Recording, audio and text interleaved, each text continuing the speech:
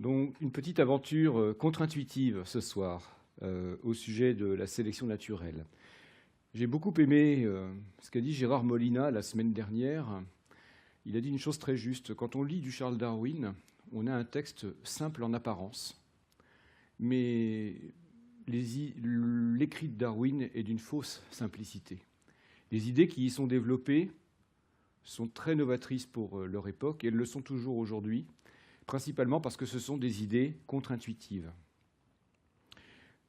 Le problème de la sélection naturelle, tel que je vais vous l'exposer ce soir, c'est que c'est le concept finalement qui nous raconte ou qui nous explique pourquoi des choses nous semblent bien faites, une optimalité, on dirait dans un registre théologique une harmonie en quelque sorte. Les choses peuvent être bien faites à nos yeux, régulières à nos yeux, les chats font des chats, les chiens font des chiens, sans concepteur ni volonté. Et ça, c'est profondément contre-intuitif parce que nous sommes des êtres doués d'intention et que pour nous, dans notre vécu, toute optimalité, toute adéquation entre un but à atteindre et les moyens qu'on met en œuvre pour atteindre ce but, et enfin ce but une fois atteint, cette adéquation, elle est le fruit d'une volonté qu'on projette vers l'avenir. Nous sommes des êtres doués de volonté, doués de projet, et d'ailleurs doués de conception. En anglais, on appelle ça design. Nous concevons à l'avance ce que nous façonnons.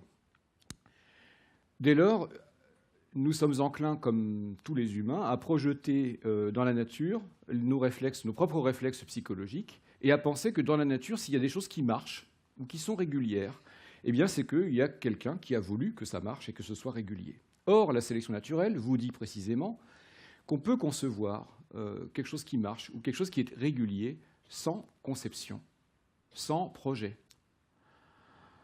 Alors comment ? Alors j'ai envie de dire, pour utiliser une métaphore pas toujours très exacte, mais par un jeu d'essais-erreurs. J'entends par là que finalement le monde matériel ne cesse de varier dans tous les sens, mais comme le pensait le physicien du XVIIIe siècle Pierre-Louis Moreau de Maupertuis, après tout, le monde dans sa régularité n'est-il pas le fruit justement d'une matière qui ne cesse de changer dans tous les sens, et seule celle des combinaisons matérielles ou celle des combinaisons d'organes, s'agissant du vivant, qui trouvent convenance à la survie, ne serait présente jusqu'à nous, se manifesterait à nous.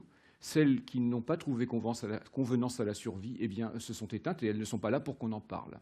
Cette intuition, Maupertuis l'avait déjà eue, mais évidemment, au XVIIIe siècle, il ne s'agit pas de théoriser cette chose-là. Il ne s'agit pas d'en faire une théorie scientifique encore. Ça n'est qu'une intuition, ça n'est qu'une fulgurance. La théorisation de cette idée, c'est Charles Darwin qui va le produire.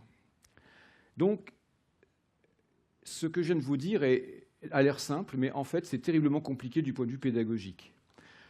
La plupart des refus que l'on trouve dans les sociétés où qu'on soit, dans quelques pays qu'on soit, les refus que l'on rencontre à l'enseignement de l'évolution moderne provient du fait que nos contemporains ne sont pas prêts à admettre qu'on puisse avoir quelque chose de compliqué à partir de petites variations non orientées à petite échelle. On a horreur du hasard. Et ce hasard, il est pourtant à la source de la variation qui génère des combinaisons. Et ces combinaisons, seules certaines trouvent convenance à la survie. Alors nous sommes tellement allergiques au hasard que nous, les Français, nous mobilisons ce qu'on appelle des réflexes lamarckiens. Jean-Baptiste Monet de Lamarck, 1744-1829, Lamarck théorise pour la première fois le changement organique, le changement des individus au cours des lignées généalogiques, le changement des espèces. Lamarck n'utilise pas tant que ça la variation dans tous les sens dont j'ai parlé. Pour Lamarck, les individus font des efforts pour subvenir à leurs besoins. Il y a donc quelque part le milieu qui imprime sur les organismes des besoins. Le milieu est contraignant, bien sûr, et en faisant des efforts pour subvenir à leurs besoins, ils entraînent ainsi certains organes. Par défaut d'effort pour d'autres organes, ces organes diminuent de proche en proche. Et puis, ce renforcement d'organes ou cette diminution d'organes est transmis à la génération suivante.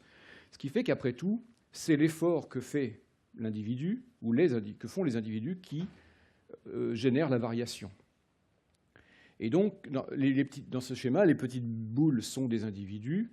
Leur changement de couleur symbolise simplement une innovation, quelle qu'elle soit, peu importe. C'est assez abstrait comme schéma, bien sûr. Mais dans le raisonnement de Lamarck, survient comme variation spontanée celle des variations qui sont conformes aux besoins de l'individu, puisque l'individu les génère par le fruit de ses efforts. Donc retenez ça, la variation apparaît selon les besoins du porteur chez Lamarck. Elle est transmise à la génération suivante. Il y a hérédité des caractères acquis au cours de la vie individuelle. À l'époque de Lamarck, on ne connaît pas les règles de l'hérédité, les lois de l'hérédité. Donc, ce qui est caractéristique du raisonnement lamarckien, c'est que ce qui se passe à l'échelle d'un individu reflète assez fidèlement ce qui se passe à l'échelle de la population. Il n'y a pas de différence de niveau. Ce qui est très difficile à penser pour nous avec Darwin, 50 ans après Lamarck, c'est que ce qui se passe à l'échelle de l'individu n'est pas nécessairement ce qui se passe à l'échelle de la population, et vice-versa.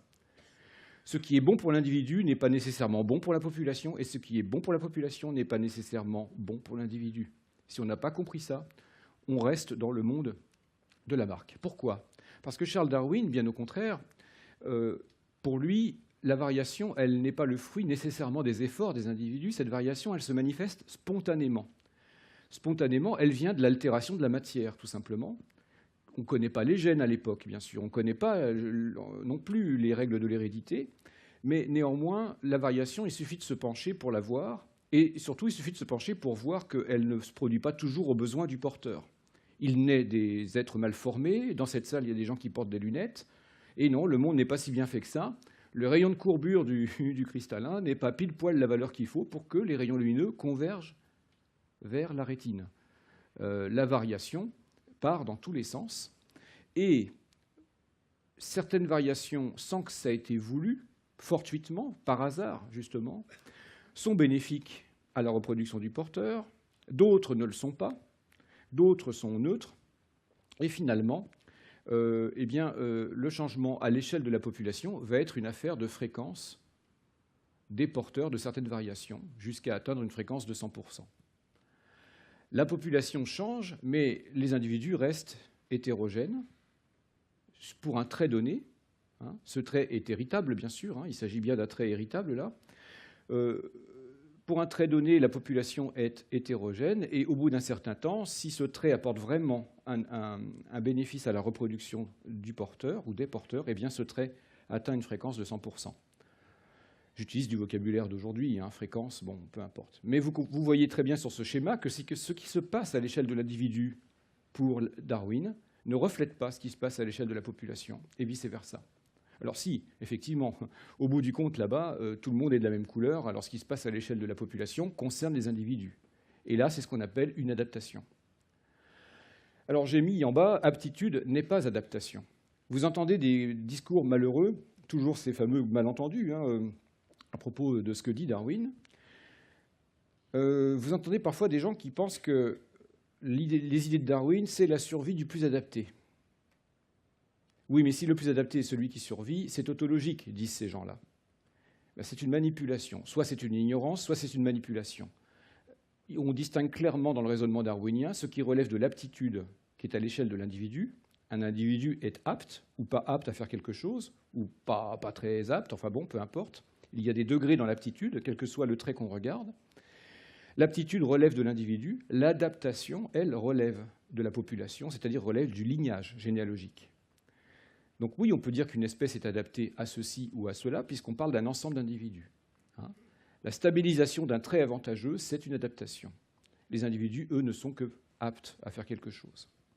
Bon, c'est un point de vocabulaire important pour éviter les fausses tautologies ou les impressions de tautologie. Donc il faut comprendre, je pense que c'est un point important, que ce qui se passe à l'échelle de la population n'est pas ce qui se passe à l'échelle de l'individu, et vice-versa. Donc je résume, pour Lamarck, les variations apparaissent selon les besoins du porteur. Chez Darwin, les variations n'apparaissent pas selon les besoins du porteur. Elles apparaissent dans toutes les directions. Pour Lamarck, ce qui se passe à l'échelle de l'individu reflète ce qui se passe à l'échelle de la population. Pour Darwin, non. Ça, ce sont deux points majeurs de différence entre les deux théories. Il y a une idée fausse contre laquelle il faut se battre, c'est que ce qui fait la différence entre Lamarck et Darwin en leur temps respectif n'est pas l'héritabilité des caractères acquis, dont on dirait que ça serait Lamarck qui la défendrait, et puis le contraire, la non-héritabilité des caractères acquis au cours de la vie individuelle que Darwin aurait conçu. Darwin, à son époque, admet tout à fait l'héritabilité des caractères acquis. Ça n'est que plus tard, dans le néo-darwinisme du XXe siècle, qu'on a battu en brèche, ou au moins qu'on a récusé l'idée que les caractères acquis au cours de la vie individuelle ne sont pas transmis à la génération suivante. Alors ça a été beaucoup enseigné dans la deuxième moitié du XXe siècle, à une époque où ce qui se transmet à la génération suivante est beaucoup une affaire de gènes. Pendant 50 ans, à partir de 1950 en gros, le gène a eu le monopole de l'héritage. Aujourd'hui, les choses sont beaucoup plus subtiles. Nous sommes dans une idée d'héritabilité étendue, où un individu lègue à la génération suivante, bien sûr, les impulsions génétiques qu'il porte, mais il transmet aussi le packaging, comme on dit, c'est-à-dire l'état de lecture des gènes, ce qu'on appelle l'épigénétique. Et cet état de lecture dépend assez directement de ce qu'a subi chacun des parents au cours de la vie individuelle. On transmet aussi des choses à d'autres niveaux que les gènes. On transmet des comportements, on transmet des langues, on transmet des habitudes alimentaires, on transmet des items culturels. Enfin, tout cela varie, tout cela se transmet. Et dès lors que ça se transmet et que ça varie, eh bien, cela est sujet à sélection naturelle. Comment Darwin a-t-il eu l'idée de cette sélection naturelle? D'abord, en portant son regard sur la variation. Pour Darwin, les espèces ne sont pas dans la nature. Les espèces sont des conventions de langage que nous posons sur des ensembles d'individus interféconds. Dans la nature, il n'y a que des individus. Ici, sur ce schéma, Darwin, lui, voit 24 choses. Alors que Linné, un siècle avant, Linné, le botaniste suédois qui fait la classification du vivant, lui, il voit une seule chose. Chacun des individus qui sont là sont porteurs d'une essence qui le rattache à un plan divin de création, puisque Linné fait de l'histoire naturelle dans le cadre théologique. Il le dit explicitement. Donc c'est la création divine pour Linné qui est responsable de la distribution des organes à travers les espèces et de la capacité finalement des humains à retrouver le plan divin de création à partir de la classification, en produisant une classification. Pour Darwin, les classifications ne reflètent pas nécessairement un plan divin. La classification, il en donne un cahier des charges en 1859. Pour lui, elle doit refléter au mieux, parmi toutes les possibilités qu'il est donné aux hommes de classer. On peut classer par continent, on peut classer par couleur, on peut classer par taille, on peut classer en vertu de ce que les organismes font, on peut décider de classer en vertu de ce que les organismes ont. Eh bien, Darwin pense qu'on devrait classer en vertu des degrés relatifs de parenté. C'est la proximité généalogique qui doit faire la légitimité d'un groupe taxonomique. Si je vous dis oiseau, par exemple, eh bien, oiseau est composé d'individus qui sont plus étroitement apparentés entre eux que ce que je n'aurais pas mis dans les oiseaux. La justification de la boîte, dans ma tête, la justification de la boîte oiseau, c'est justement l'origine commune, quelque part. Les sciences se sont émancipées du devoir dire théologique au milieu du XIXe siècle, et les scientifiques ne sont plus intimidés parce qu'ils ont produit une connaissance collectivement validée qui ne serait pas conforme aux dogmes religieux. Il y a encore des épisodes il y a encore des frictions au milieu du XVIIIe siècle, avec Buffon notamment, sur l'âge de la Terre. Et Buffon a quelques misères avec les théologiens de l'époque, mais au XIXe siècle, en gros, on fiche la paix aux scientifiques. Donc l'idée, c'est de porter son regard sur les individus et pas sur les espèces déjà faites.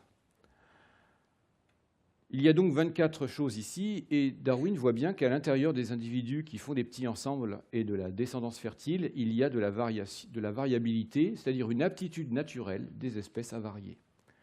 Il n'y a pas besoin de connaître la génétique pour se rendre compte de cela. D'ailleurs, Darwin travaille auprès des horticulteurs et des éleveurs, et il sait très bien que cette variabilité, elle est sujette à sélection de la main de l'homme. C'est-à-dire, cette variabilité, elle est malléable. Alors ça, ce n'est pas du Darwin, mais en 11 000 ans, on passe du loup à ces deux choses qui sont là. et qui, j'allais vous dire, dans la nature, aurait peu de chances de survivre. Mais le vivant, qu'il s'agisse des plantes ou qu'il s'agisse des animaux, depuis qu'on a l'agriculture et depuis qu'on a l'élevage chez les humains, eh bien des espèces ont été guidées de la main de l'homme vers des horizons anatomiques et morphologiques vers lesquels elles ne seraient jamais allées dans la nature. Ça veut dire quoi? Ça veut dire que les espèces sont sujettes à sélectionnabilité, deux propriétés élémentaires qu'on peut constater au sein des espèces. Là, Darwin va d'abord procéder par une question de type analogie qui va se dire, mais enfin, dans la nature, n'y aurait-il pas, finalement, à partir de puisqu'il y a variation dans toutes les directions, n'y a-t-il pas dans la nature des agents qui auraient les mêmes effets que ceux induits par les horticulteurs et les éleveurs dans le domaine de l'élevage et de l'agriculture? Finalement, qu'est-ce qui fait que malgré toute cette variation manifeste et spontanée, comment se fait-il qu'on arrive encore à avoir des individus qui font des petits ensemble? Ça part dans toutes les directions. Qu'est-ce qui fait que c'est resserré? Qu'est-ce qui fait que c'est stable? Et là, j'attire votre oreille, j'attire votre attention. Ce qu'on ne dit pas en général, c'est le sujet du petit livre d'ailleurs aux éditions du Pommier, ce qu'on ne dit pas quand on enseigne l'évolution selon Darwin, c'est que pour Darwin, la sélection naturelle est d'abord une source de stabilité, avant que d'être une source de changement. Moi, on m'a appris à l'école, quand j'étais à l'école et à l'université, on m'a dit la sélection naturelle explique comment les espèces changent. Eh bien, quand on lit Darwin, on s'aperçoit en fait que d'abord, la sélection naturelle explique comment les espèces ne changent pas. Malgré une variation qui est le produit de l'altération de la matière, malgré l'altération de la matière, on a encore un groupe d'individus qui se ressemblent et qui font des petits ensemble. D'où ça vient, ça, le fait qu'ils se ressemblent encore et qu'ils font encore des petits ensemble alors qu'ils n'arrêtent pas de varier? C'est une question importante, ça, parce que cette importance donnée au XXe siècle au changement, au rôle qu'a la sélection naturelle sur le changement, a empêché la sélection naturelle de rentrer dans le corps humain. Et aujourd'hui, au XXIe siècle, on s'en rend compte, maintenant qu'on autorise la sélection naturelle à rentrer dans votre corps, eh bien, on inverse totalement la thérapie du cancer. Donc les échecs à soigner le cancer, ce n'est pas une histoire de technologie, c'est aussi une histoire de concept.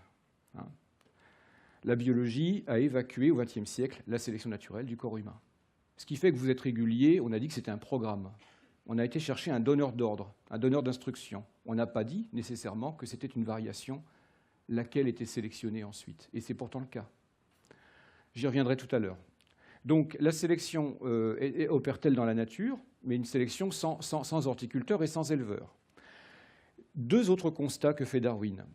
Les espèces ne font pas que varier, elles ne font pas que de se laisser sélectionner, elles pullulent aussi. Et là, plusieurs documents, enfin une grosse documentation sur l'aptitude naturelle des espèces à la pullulation. Tant qu'une espèce rencontre un optimum dans ses besoins, eh bien, elles se mettent à pulluler. Or, dans les milieux naturels non perturbés par l'homme, ce que voit Darwin quand il fait son voyage sur le Beagle, dont on a parlé la semaine dernière, lorsqu'il fait son voyage et qu'il passe au Brésil, il rencontre des milieux non perturbés par l'homme et il ne voit pas une espèce qui aurait pullulé au détriment de toutes les autres. Au contraire, il voit une coexistence de nombreuses espèces ensemble. Il y a une myriade d'espèces ensemble et ce foisonnement l'étonne. Mais il sait très bien que chacune a un potentiel au surpeuplement et pourtant, personne ne surpeuple. Il y a un effet de contradiction. Et donc la déduction, c'est que chaque espèce constitue quelque part une limitation à la pullulation de ses voisines. Et que par extension, pas seulement la présence des espèces, mais les facteurs physiques et chimiques, température, ensoleillement, hygrométrie, nature chimique du sol, enfin l'ensemble des paramètres physiques du milieu sont des filtres qui contraignent quelque part les individus à, malgré les variations, toujours sortir les combinaisons qui sont à peu près capables de vivre dans ce milieu-là. Les milieux font un filtre sur une variation qui, elle, n'est pas intentionnée. Alors, c'est un grand principe. On dit que c'est la survie du plus apte. Alors oui, effectivement, si on parle des individus, Tout à l'heure, je disais que l'aptitude est une question d'individu. Oui, les individus momentanément les plus aptes survivent, certes. Au cours de la lutte pour l'existence, qu'est-ce que c'est que cette lutte pour l'existence? En fait, la métaphore de la lutte pour l'existence chez Darwin, c'est une métaphore qu'il faut prendre au sens large. La lutte pour l'existence, c'est l'ensemble des actes, finalement, que les êtres vivants sont amenés à commettre et qui sont, quelque part, propices à leur survie. La lutte pour l'existence, certes, c'est peut-être capter plus de ressources que son voisin, je vous l'accorde, mais on va le voir dans un instant, ce n'est pas que cela. Ça recouvre aussi toute une gamme de comportements qui font, par exemple, que si on est solidaire dans un groupe, eh bien peut-être qu'à l'échelle du groupe, la ressource par tête va être mieux captée que si c'était chacun pour soi. Le fait de jouer, le fait de dépouiller son voisin, le fait de partager l'effort de la chasse, le fait de co-construire un abri, tous ces actes-là font partie de la lutte pour l'existence. Là, évidemment, ces métaphores qui sont presque des métaphores médiatiques, trop ramassées, nous laissent entendre, nous ont fait de temps en temps mettre en synonymie lutte avec combat. Eh bien non, ce n'est pas qu'un combat, c'est beaucoup plus riche que ça. Si on résume le raisonnement de Darwin, j'ai repris ici un schéma de Patrick Thor. Fait numéro 1, les populations varient. Fait numéro 2, les populations se laissent sélectionner. La première inférence, juste en bas, c'est qu'il y a une capacité naturelle de varier. L'inférence numéro 2, c'est qu'il y a une capacité naturelle à être sélectionnée. La question qui en découle, c'est y a-t-il une sélection dans la nature, une sélection des variations favorables, opère-t-elle dans la nature? Troisième fait, les taux de reproduction sont énormes, beaucoup plus grands que ce que les ressources permettent. On a parlé de Malthus la semaine dernière. Effectivement, Darwin lit Malthus et se rend compte que les populations croissent bien plus vite que les ressources. Et donc, il y a quelque chose là dont il faut tenir compte, puisque les équilibres naturels plurispécifiques font partie des faits. Fait numéro 4, il y a pullulation, il y a potentiel à pullulation, mais il y a des équilibres naturels. Et il y a donc une opposition entre la capacité naturelle au surpeuplement et les équilibres naturels. Je l'ai dit tout à l'heure. Donc de cette opposition, on tire une inférence. Il y a certainement un mécanisme régulateur qui est justement la lutte pour la survie. Mais ce qu'on appelle la lutte, finalement, c'est le fait que les variants qui portent des traits favorables à la reproduction, eh bien, vont laisser plus de petits à la génération suivante. Si les traits sont porteurs, et si les traits sont héritables, eh bien, ces traits vont se stabiliser dans les populations. Il y a donc une sélection des variations avantageuses. Bon, ça, c'est un résumé du raisonnement darwinien de la sélection naturelle. Alors, c'est un concept puissant. Ça a l'air simple, mais attendez un peu, on va s'intéresser à quelques variantes sur ce thème. Mais il y a effectivement 3 concepts qui sont directement reliés au concept de sélection naturelle. Le premier, c'est le phénomène d'adaptation. Je l'ai déjà dit. Qu'est-ce que c'est que l'adaptation en tant que processus? C'est finalement la stabilisation d'une variation favorable dans le flux généalogique. Et quand je dis favorable, ça veut dire qu'effectivement, comme c'est le milieu qui a opéré le tri, forcément, le trait qui est dit favorable pourvoit à la survie du porteur. Quand on parle de une adaptation, on parle du fruit en termes anatomiques, en termes physiologiques, en termes chimiques, en termes comportementaux. C'est le fruit nouveau de ce processus dont je viens de parler. Quand on dit que c'est une adaptation, c'est-à-dire que c'est un caractère qui a été acquis par voie de sélection naturelle. Enfin, de quoi parle-t-on en biologie quand on parle de fonction? Quand on parle de fonction en biologie, on parle en général de la condition de performance par laquelle il y a eu sélection. La fonction a un rapport direct avec la sélection naturelle. Si je vous dis, par exemple, la fonction de l'œil, c'est de voir. Qu'est-ce que c'est que voir? C'est une condition de performance. Voir, c'est une performance qui consiste à capter des photons, être excité par l'énergie des photons et transduire cette excitation en signal nerveux. Ça, c'est la condition de performance qui ont fait que des milliers d'yeux sont apparus plusieurs fois dans plusieurs lignages animaux au cours de l'histoire des animaux depuis 600 millions d'années. Il n'y a pas que nos yeux qui sont apparus. Nos yeux ne sont pas apparentés aux yeux des céphalopodes, en tout cas pas directement, et ils ne sont pas non plus apparentés aux yeux des mouches ou aux yeux des araignées, pas directement. Quand je dis que l'œil est fait pour voir, le pour est un pour rétrospectif. Ce n'est pas un pour prospectif. Ce n'est pas un pour finaliste que de dire l'œil est fait pour voir. C'est simplement dire l'œil est fait pour voir, c'est la fonction de l'œil est de voir. C'est-à-dire que voir est la condition de performance à travers laquelle la sélection naturelle a opéré son filtre. Donc c'est pour ça que c'est rétrospectif, on parle de ce qui s'est passé dans le passé. Quand je dis l'œil est fait pour voir, je ne sous-entends pas, enfin moi en tant que biologiste en tout cas, je ne sous-entends pas que de tout temps il y a eu un designer, une providence qui aurait prévu que l'œil voit un jour. Non, ce pour-là n'est pas un pour prospectif. Donc le finalisme n'est pas mobilisé dans le pour en biologie. On peut avoir un pour rétrospectif qui n'est pas finaliste. Donc la fonction, c'est finalement cette condition de performance qui fait que le filtre sélectif, c'est la condition de performance à travers laquelle le filtre sélectif est passé. J'en veux pour preuve d'ailleurs que quand il n'y a plus de photons à capter, eh bien l'œil disparaît. C'est-à-dire qu'en fait, les altérations subies par l'organe, parce que je vous rappelle que la matière ne cesse de s'altérer. En biologie, il faut penser que la régularité se paye au prix d'un vaste cimetière. La régularité de votre corps se paye au prix de morts cellulaires innombrables. Le maintien généalogique d'une espèce se paye au nom de morts innombrables, des individus mourants innombrables. La régularité de la vie implique la mort. C'est ce que vous illustre cette chose-là, c'est qu'en absence de photons, eh bien, les altérations permanentes qu'on ne voit pas, qui altèrent le système visuel, ne sont plus contre-sélectionnées. Du coup, elles apparaissent. Elles sont évidentes, puisque ceux qui les subissent ne meurent pas. Vu que capter des photons, ça n'est plus une question de performance dans les grottes. Et donc ces animaux sans yeux nous montrent bien que les systèmes vivants sont altérés en permanence et que si vous les voyez réguliers, c'est qu'il y a des morts que vous ne voyez pas derrière. D'accord ? Ça, c'est pas facile à comprendre aussi, parce que nous sommes entraînés à penser que la régularité du monde est le fruit d'une volonté, pas le fruit d'un cimetière. Et c'est un motif pédagogique important. Alors, il y a un piège qui est souvent tendu au sujet de la sélection naturelle, c'est la réduction de cette sélection naturelle, soit à la lutte interindividuelle pour capter les ressources, soit au camouflage. Les deux grands motifs qu'on mobilise dans l'enseignement ou dans les journaux au sujet de la sélection naturelle, c'est la compétition. D'ailleurs, vous remarquez que dans les journaux d'économie, quand il y a de la compétition entre les entreprises, tout à coup, on se met à parler de darwinisme. Que je sache, le journal des Échos n'est pas un journal de biologie, c'est bizarre.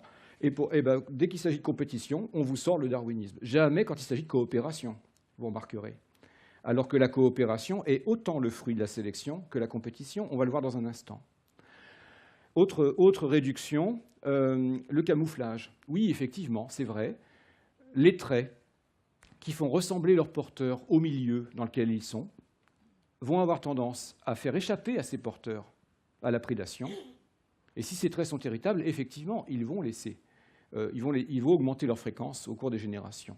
Le fameux papillon de Kettlewell, la fameuse phalène du bouleau, qui est un exemple d'ailleurs qui a été pas mal revisité ces dernières années, mais n'entrons pas dans les détails trop techniques. Prenons simplement les raisonnements de base. Si vous voulez vous intéresser aux conséquences de la sélection, vous allez vite voir que les conséquences de la sélection multiples se contrecarrent les unes les autres. Et la leçon qu'on va en tirer ce soir, c'est que la sélection naturelle ne fait pas des perfections, elle ne fait que des compromis. Premier type de traits qui vont se stabiliser dans les populations. Posons-nous la question, quels sont ceux des traits qui, s'ils sont héritables, vont avoir tendance à se stabiliser dans le flux des générations? Eh bien, ceux des traits, je l'ai déjà dit, qui font ressembler leur porteur à leur milieu. Parce que ainsi, vous allongez le temps de vie du porteur du fait qu'il échappe à la prédation. Alors, en fréquence, c'est pas noir ou blanc, c'est pas 0, il s'agit d'une fréquence. On est à l'échelle de la population, là, on parle en fréquence. Et donc, c'est ce qui explique certainement pourquoi tant d'organismes ont la couleur du milieu dans lequel ils se tiennent.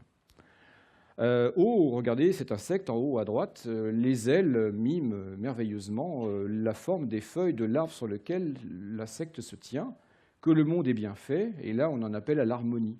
Mais je vous rappelle que le motif de l'harmonie n'est pas un motif scientifique, ni la perfection d'ailleurs. Ce que pourra dire Un évolutionniste moderne, il va dire, voilà, on a un phénomène de camouflage. Hein, et c'est l'origine du camouflage, en fait. Deuxième conséquence sélective, ceux des traits qui permettent à leurs porteurs de capter de la ressource vont avoir tendance, évidemment, à s'accumuler dans les générations suivantes, s'ils sont héritables, bien sûr. Ce qui rend compte d'ailleurs de l'aptitude des individus à capter de la ressource et même à protéger de la ressource. Là, j'ai mis une situation de compétition pour de la ressource. J'aurais pu mettre un aigle. Typiquement, les aigles sont d'assez bons exemples. Ils ont un territoire de chasse de quelque chose comme 5 km² et ils évincent, ils évacuent agressivement tout congénère de ce territoire de chasse.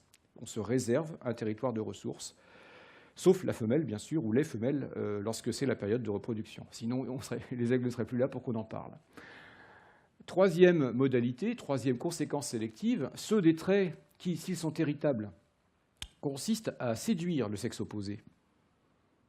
Eh bien, séduire le sexe opposé, c'est la clé de la reproduction.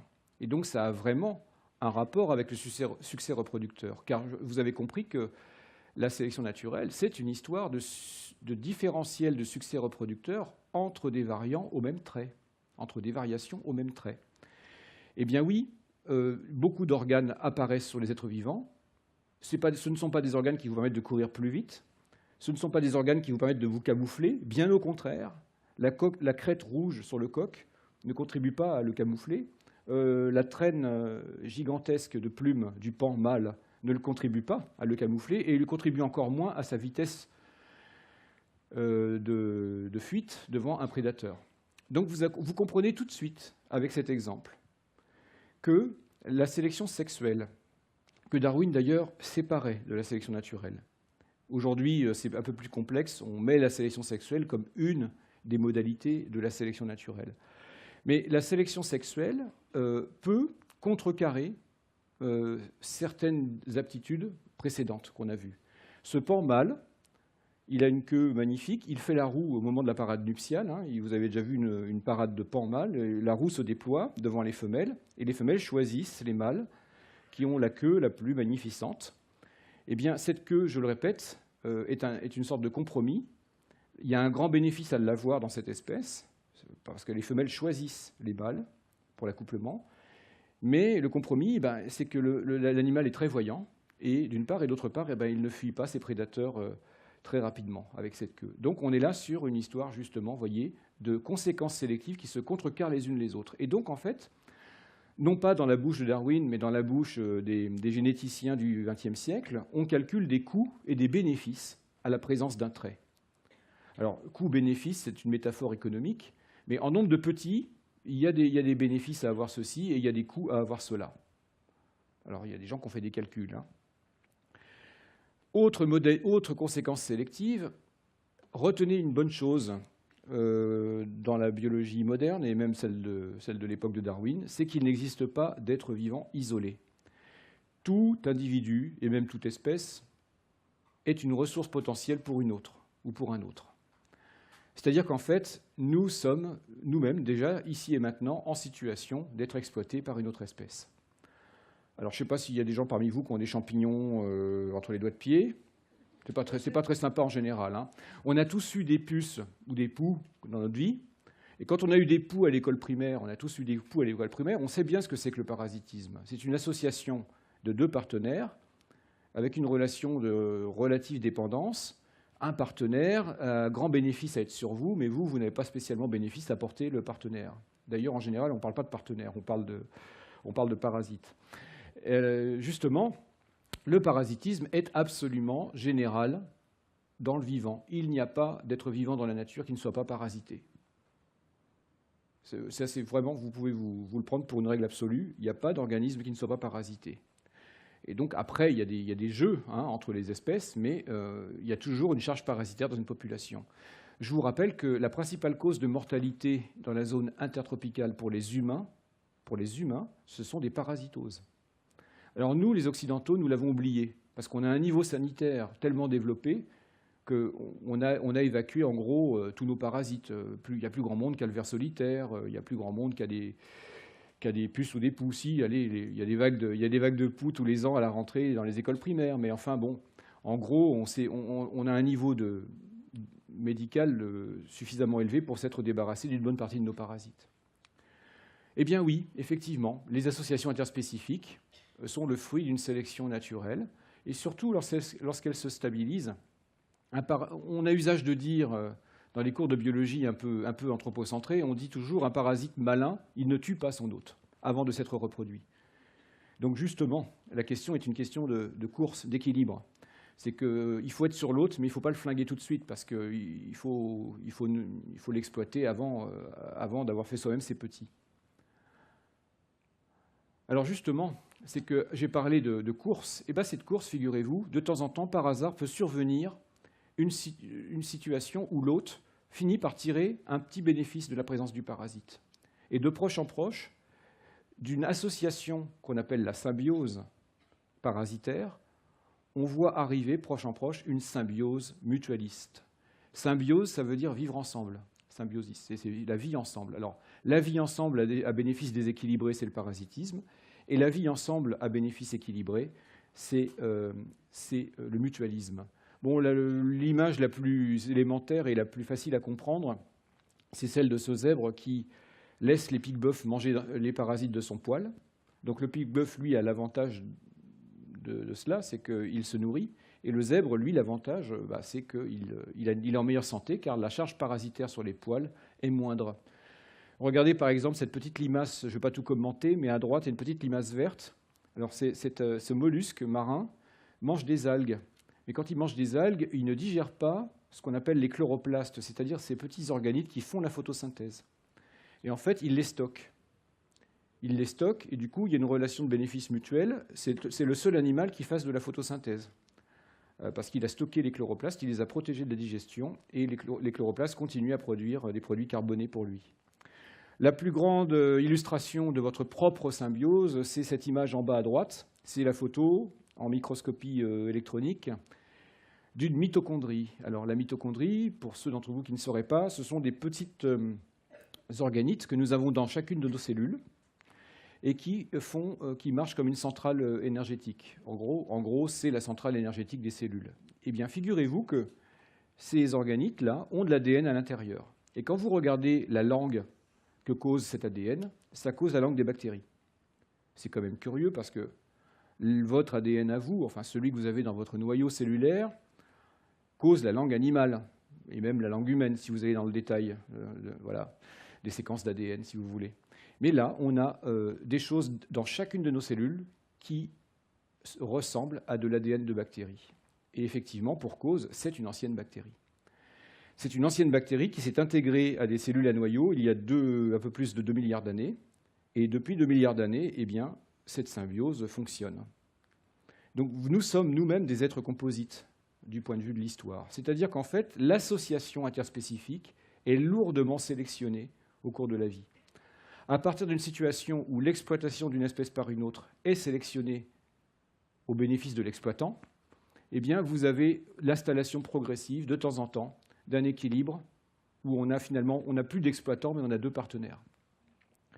Votre tube digestif est un bon exemple. Vous possédez dans votre tube digestif plus de cellules, ce qu'on appelle la flore intestinale, plus de cellules que vous n'en avez vous-même. D'ailleurs, je ne sais même plus ce que c'est que vos cellules, à force. J'ai envie de vous dire, allez, le matériel génétique, je ne suis pas partisan d'une biologie trop centrée sur le gène. Donc j'aurais du mal à dire que le matériel génétique que vous transmettez à la génération suivante, c'est vous. Mais vos bactéries, c'est vous aussi. Parce que chaque maman donne naissance à un bébé dont le tube digestif est vierge de toute bactérie, tube digestif dit axénique.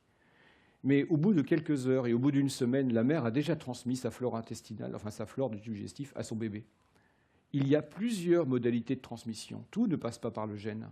Et j'ai envie de vous dire, la flore qu'on porte en soi, eh bien, nous la transmettons aussi à la génération suivante. Et donc, vous avez plusieurs couches de transmission. Donc finalement, cette flore intestinale, même si ce sont des archébactéries, des eubactéries, etc., on a l'impression que ce ne sont pas nos cellules, certes, mais ce sont nos cellules quand même, quelque part. Alors évidemment, c'est plus fluide, hein, c'est ouvert sur l'environnement, donc ça va, ça vient. Hein. Pour finir, là je vous ai parlé d'associations interspécifiques entre espèces qui sont sélectionnées, eh bien, vous allez aussi sélectionner, enfin, la sélection naturelle va produire des associations intraspécifiques. Dit autrement, ceux des traits qui, s'ils sont héritables, ceux des traits qui induisent leurs porteurs à commettre des actions en commun, l'entraide, les comportements solidaires.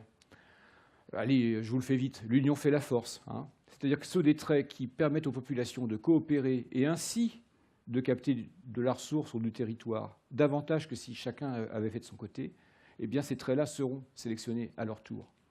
Et c'est là qu'on a l'origine des comportements solidaires. Je ne vais pas m'étendre trop longtemps là-dessus, parce que c'est assez évident, mais j'aime bien ces loups en bas à droite, les lycaons, qui sont des loups de la savane africaine, et qui mutualisent l'effort de chasse. C'est un joli exemple d'une espèce qui mutualise à l'extrême l'effort de chasse. Les meutes font des petits, les petits sont gardés dans la tanière. Ces animaux tuent leur proie à l'endurance, ça veut dire qu'il faut chasser loin de la tanière. Et donc quelques adultes vont garder les petits à la tanière, c'est ce qu'on appelle une crèche, une garde parentale, une crèche. D'ailleurs, ça tourne. Hein. D'une chasse à l'autre, ce n'est pas toujours les mêmes individus qui gardent les petits à la tanière. Les autres individus donc, partent chasser, on tue la proie, un gnou ou un zèbre en général, on le tue à l'endurance, c'est-à-dire qu'en fait, on lui fait parcourir en courant 15 km, 25 km. Bon, voilà, l'herbivore est épuisé, les loups déchiquettent l'herbivore sur place, ils mangent, ils reviennent à la tanière. Ils font le trajet inverse. Mais ils reviennent à la tanière et ceux qui sont à la tanière n'ont pas mangé. Et il y a une régurgitation de la viande pour les individus qui sont restés à la tanière et pour n'importe quel petit, indépendamment de qui est l'enfant de qui. Il y a vraiment une mutualisation à l'échelle de la meute de l'effort de la chasse. On voit ça aussi dans l'allaitement de certaines espèces de chauves-souris. Les allaitements des chauves-souris sont mutualisés. Un petit va téter n'importe quelle femelle dans la troupe de chauves-souris. Donc, c'est ce qu'on appelle ici les comportements solidaires, pour faire court. Eh bien, c'est le fruit aussi de la sélection naturelle. Donc, il est quand même curieux que nous ayons gardé en tête uniquement la compétition quand on parle de sélection, alors qu'en fait, vous voyez qu'à travers ces 5 ou 6 exemples, les traits susceptibles d'être sélectionnés ont des conséquences extrêmement diverses et même des conséquences contradictoires. Car la coopération que vous voyez ici est contradictoire avec la compétition que vous avez vue tout à l'heure. Nos sociétés humaines réalisent tout à fait cette contradiction. Nous sommes à la fois des sociétés de coopération et des sociétés de compétition. Mais il n'y a pas que nous. Les hyènes, typiquement, la hyène tachetée en savane africaine, au moment de la chasse, elles sont coopératives, elles se coordonnent pour la chasse, mais au moment de la bouffe, elles sont compétitives. C'est-à-dire que sur la carcasse, elles vont se mordre durement et il va y avoir une agressivité qui régit l'ordre social par lequel chaque individu est amené à manger à son tour. Et gare à celui qui mange quand ce n'est pas son tour.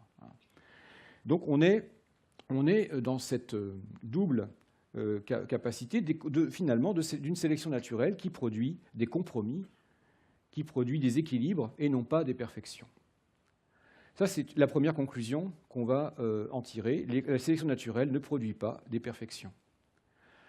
Deuxième chose contre-intuitive, en tout cas on ne nous l'a pas appris à l'école, la sélection naturelle réalise des stabilités. Et ça, c'est une idée dont je trouve qu'elle n'est pas assez enseignée. C'est pour ça que j'ai insisté dans un dernier petit livre sur cette question. C'est qu'on nous a appris, enfin ma génération et ceux d'avant moi, on nous a appris à l'école que la sélection naturelle expliquait le changement des espèces. C'est pas faux. Ah oui, quand le milieu change, la sélection naturelle montre qu'il y a une nouvelle donne dans le tri qui est fait sur les variations, et effectivement, le flux généalogique va changer. Les individus qui composent le flux généalogique, la moyenne des individus va changer. Certes, mais on a oublié une marche entre-temps. C'est que cette marche, elle est dans le sous-titre du livre de Darwin de 1859. Et jusqu'à il n'y a pas longtemps, moi, je me suis aperçu que je n'avais jamais compris le sous-titre. Je n'avais jamais compris. L'origine des espèces par le moyen de la sélection naturelle, certes, ou, sous-titre, la préservation des races favorisées dans la lutte pour l'existence. La préservation, c'est bizarre. Moi, je m'attendrais à ce qu'on me parle d'évolution, je m'attendrais à ce qu'on me parle de transformation, ou je m'attendrais à ce qu'on me parle de transmutation, comme le disait Darwin. Eh bien non, dans le sous-titre du livre lui-même, on parle de préservation. Pour Darwin, la sélection naturelle est d'abord la mise en place d'une ressemblance et d'une aptitude généralisée, régulière, avant que d'être une source de changement. Et ça, l'importance de cette chose-là est considérable. Et pour vous montrer à quel point c'est important, je vous ai résumé les différents types de pensées. Alors c'est vraiment du résumé, hein, mais ça permet de comprendre les choses. Les différents types de pensées auxquels on a eu accès s'agissant de l'explication de la nature. Prenons le siècle de Linné. En violet, Linnaeus. Linnaeus, au XVIIIe siècle, pour Linné, Dieu explique, colonne de droite, Dieu explique, colonne du milieu, les régularités, colonne de gauche, les espèces. Dieu explique la régularité des espèces, puisque les espèces proviennent de la création divine pour Linné. Pourquoi est-ce qu'on parle encore de Darwin aujourd'hui? Darwin renverse complètement cette chose-là. Darwin nous dit, on n'est plus dans le registre théologique, donc Dieu n'est plus mobilisé dans l'espace scientifique. Donc ce qui explique, c'est la sélection naturelle, qui explique les régularités des individus qui, eux, sont toujours variants. Ce qui est donné à voir dans la colonne de gauche, pour Linné, c'est l'espèce. Pour Linné, l'espèce est réelle. Il y a un réalisme de l'espèce chez Linné. Et donc, comment donner l'origine de l'espèce qui est tenue pour réelle? L'espèce, elle est réelle parce qu'elle est faite de la main divine. Point. Ça, c'est clair, c'est carré chez Linné. Mais regardez bien, chez Darwin, ce qui est réel, ce n'est pas l'espèce. Pour Darwin, l'espèce est une convention de langage faite par l'homme. Ce qui est réel dans la nature pour Darwin, ce qui est donné à voir, ce sont des individus, certes qui se reproduisent entre eux, mais qui n'arrêtent pas de varier en même temps. Comment expliquer la régularité? Je reviens à une question que j'ai déjà posée au début. Comment expliquer une régularité d'individus qui pourtant ont cette propension incroyable à varier? La sélection naturelle va expliquer pourquoi on a une régularité parmi des individus qui changent tout le temps. Et cette régularité, c'est ce qu'on appelle l'origine des espèces. Beaucoup de gens, en lisant l'origine des espèces, disent ne pas comprendre où est l'origine des espèces dans le livre de Darwin. Parce que ces gens-là lisent le livre de Darwin avec le réalisme de l'espèce de Linné en tête. Ils lisent le bouquin avec les mauvaises lunettes, si je peux me permettre. Darwin n'a pas de préjugés sur l'existence des espèces. Il dit que ce sont les individus qui existent, et la sélection naturelle, justement parce que c'est toujours à peu près la même combinaison qui va sortir, d'être momentanément apte à vivre dans ce milieu-là, explique la régularité des individus qu'on va appeler une espèce. Ceci explique pourquoi les membres d'une espèce se ressemblent plus entre eux qu'ils ne ressemblent de l'espèce voisine, dont ils sont séparés par une barrière à la reproduction, certes. Évidemment, les espèces sont séparées par des barrières à la reproduction, je vais y revenir dans un instant. Alors, si tout avait été si clair, pourquoi est-ce qu'on en parle ce soir? Parce qu'au XXe siècle, on a trahi Darwin. Ernst Mayr, qui est un ornithologue, d'ailleurs qui est mort il n'y a pas longtemps, il est mort plus que centenaire. Ernst Mayr est un grand scientifique qui a contribué à ce qu'on a appelé la théorie synthétique de l'évolution à partir des années 1937. La théorie synthétique, elle s'étend de 1937 jusqu'en 1975, en gros. Cette théorie synthétique de l'évolution, avec l'impulsion de Mayr, pratique ce qu'on appelle un réalisme de l'espèce. Pour Mayr, ce qui est donné à voir, c'est l'espèce. C'est-à-dire qu'on fait un pas en arrière, on revient vers Linné. On revient vers Aristote, si vous voulez. Les espèces sont réelles pour Mayr, parce qu'il regarde les espèces ici et maintenant. Disons que son œil, je ne veux pas trop que je caricature la pensée de Mayr, mais disons qu'il y a une priorité donnée à ce qu'est l'espèce ici et maintenant, alors que le caractère conventionnel de l'espèce ne vous apparaît que quand vous regardez la profondeur du temps. Pour Mayr, la sélection naturelle explique le changement des espèces. Ça, c'est ce que j'ai appris à l'école. Mais alors, qu'est-ce qui fait l'espèce alors? Parce que quand Darwin vous dit la sélection naturelle explique la régularité des individus, la régularité des individus, c'est ce que je vais appeler une espèce. Ça, d'accord, j'ai l'origine de l'espèce. Mais qu'est-ce qui fait l'espèce si l'espèce est première? Au XXe siècle, il y a une béquille au réalisme de l'espèce qui est le programme génétique. Il faut un donneur d'ordre, il faut un donneur d'instruction, et on va vous dire si vous êtes comme vous êtes, c'est parce qu'il y a un programme. Si les chats font des chats, c'est qu'ils contiennent un programme de chats. Si les chiens font des chiens, c'est qu'il y a un problème de chiens. Et je résume à peine. La métaphore du programme, ce fut une métaphore, mais on en a abusé. À tel point qu'on peut se demander si la notion de programme n'est pas du préformationnisme, c'est-à-dire cette idée, vous savez, où finalement tout est joué d'avance.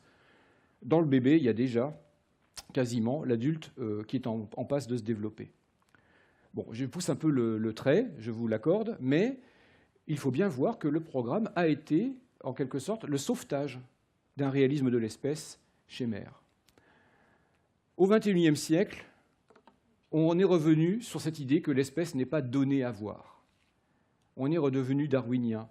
La sélection naturelle, au sens large, avec une héritabilité étendue, qui n'est pas réduite qu'aux gènes, explique les régularités à toutes les échelles du vivant, y compris les régularités de vos propres organes, en fait. Alors évidemment, si les conditions du milieu changent, bien sûr que la sélection naturelle explique aussi comment on peut avoir du changement. Il ne s'agit pas de nier qu'elle soit à l'origine du changement. Il s'agit juste de remettre les choses dans un ordre de priorité, si vous préférez. Donc ce qui est donné à voir, effectivement, ce sont des individus et leurs variations, et puis la sélection naturelle explique les régularités. L'espèce n'est pas donnée à voir, donc elle est une convention.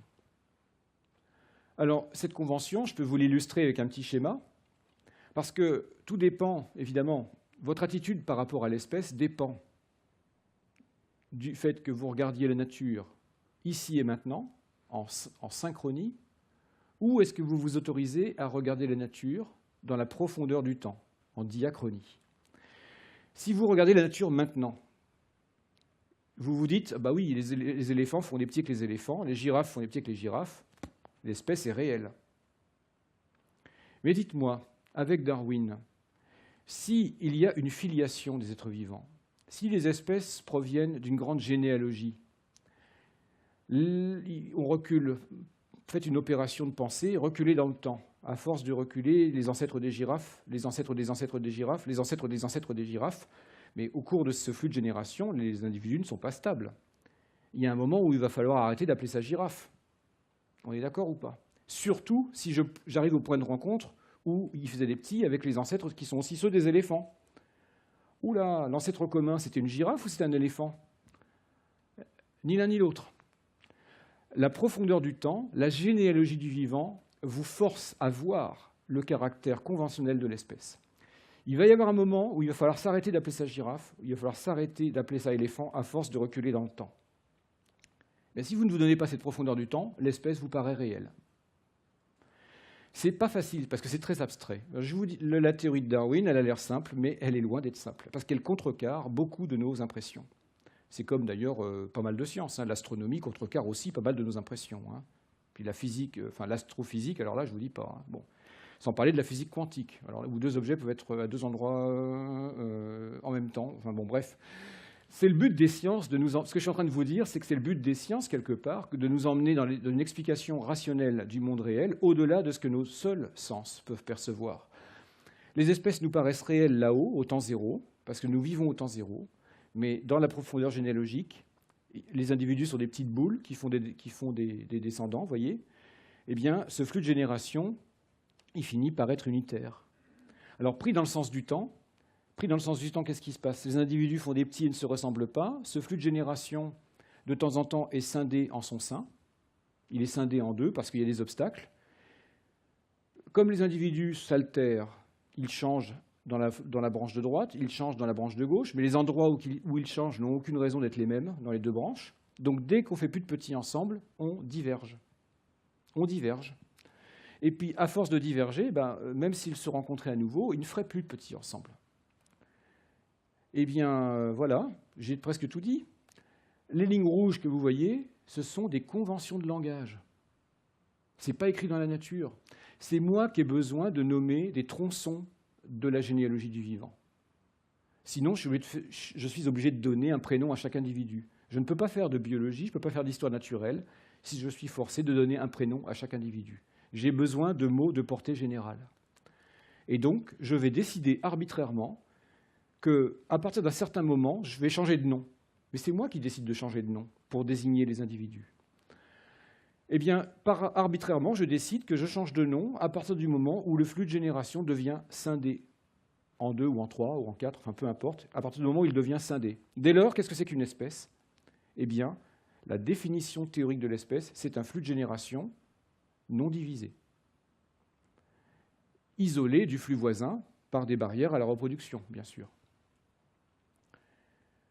Alors, pour attirer votre attention sur la difficulté de se mettre à ce truc-là, c'est qu'il n'y a pas plus de différence entre des individus qui sont juste avant la barre rouge et des individus qui sont juste après la barre rouge, qu'il n'y a de différence à l'intérieur d'un ensemble rouge, là, entre deux individus de deux générations différentes. Parce que la barre rouge, c'est une barre de convention de langage, ce n'est pas une barre qui est dans la nature. Alors, si vous confondez les contenants et les contenus, le rouge, c'est le contenant, c'est dans ma tête, le bleu, c'est le contenu, c'est ce qu'il y a dans la nature. Si on confond le contenant et le contenu, on se retrouve à faire un film, dont je ne me souviens plus du titre d'ailleurs, où on voyait une maman Homo erectus dans sa grotte accoucher spontanément d'un Homo sapiens. Oh, une nouvelle espèce, c'est écrit dessus. Et là, les réalisateurs de ce film se sont mis en situation de confondre ce qui relève du contenant et de ce qui relève du contenu. Eh bien, on essaye depuis quelques décennies de ne plus céder à cette confusion. Malheureusement, le vocabulaire de la biologie est contre nous parfois. Je n'aime pas ce mot spéciation, parce que quand vous dites spéciation, vous sous-entendez que les espèces naissent naturellement. Ben non, les espèces, elles ne naissent pas naturellement, elles naissent dans nos têtes. C'est nous qui faisons les espèces. Ce qui naît vraiment dans la nature, ce sont des barrières à la reproduction, qui est un des critères avec lesquels nous décidons de faire des espèces. Mais ce qui est réel dans la nature, ce sont les barrières à la reproduction. Continuons. Donc là, il faut digérer beaucoup de choses à la fois.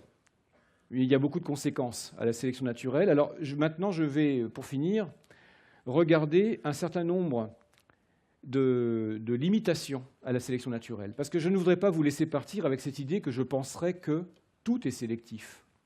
Et non, la puissance de la sélection naturelle n'est pas infinie. Le changement dans la nature n'est pas qu'une affaire de sélection naturelle. Au XXe siècle, on a mis en évidence des phénomènes qui entraînent la stabilisation d'un trait dans une population, alors que ce trait n'est pas avantageux. Tiens, c'est le contraire de ce qu'on a dit tout à l'heure. Seuls les traits avantageux auraient tendance à se stabiliser.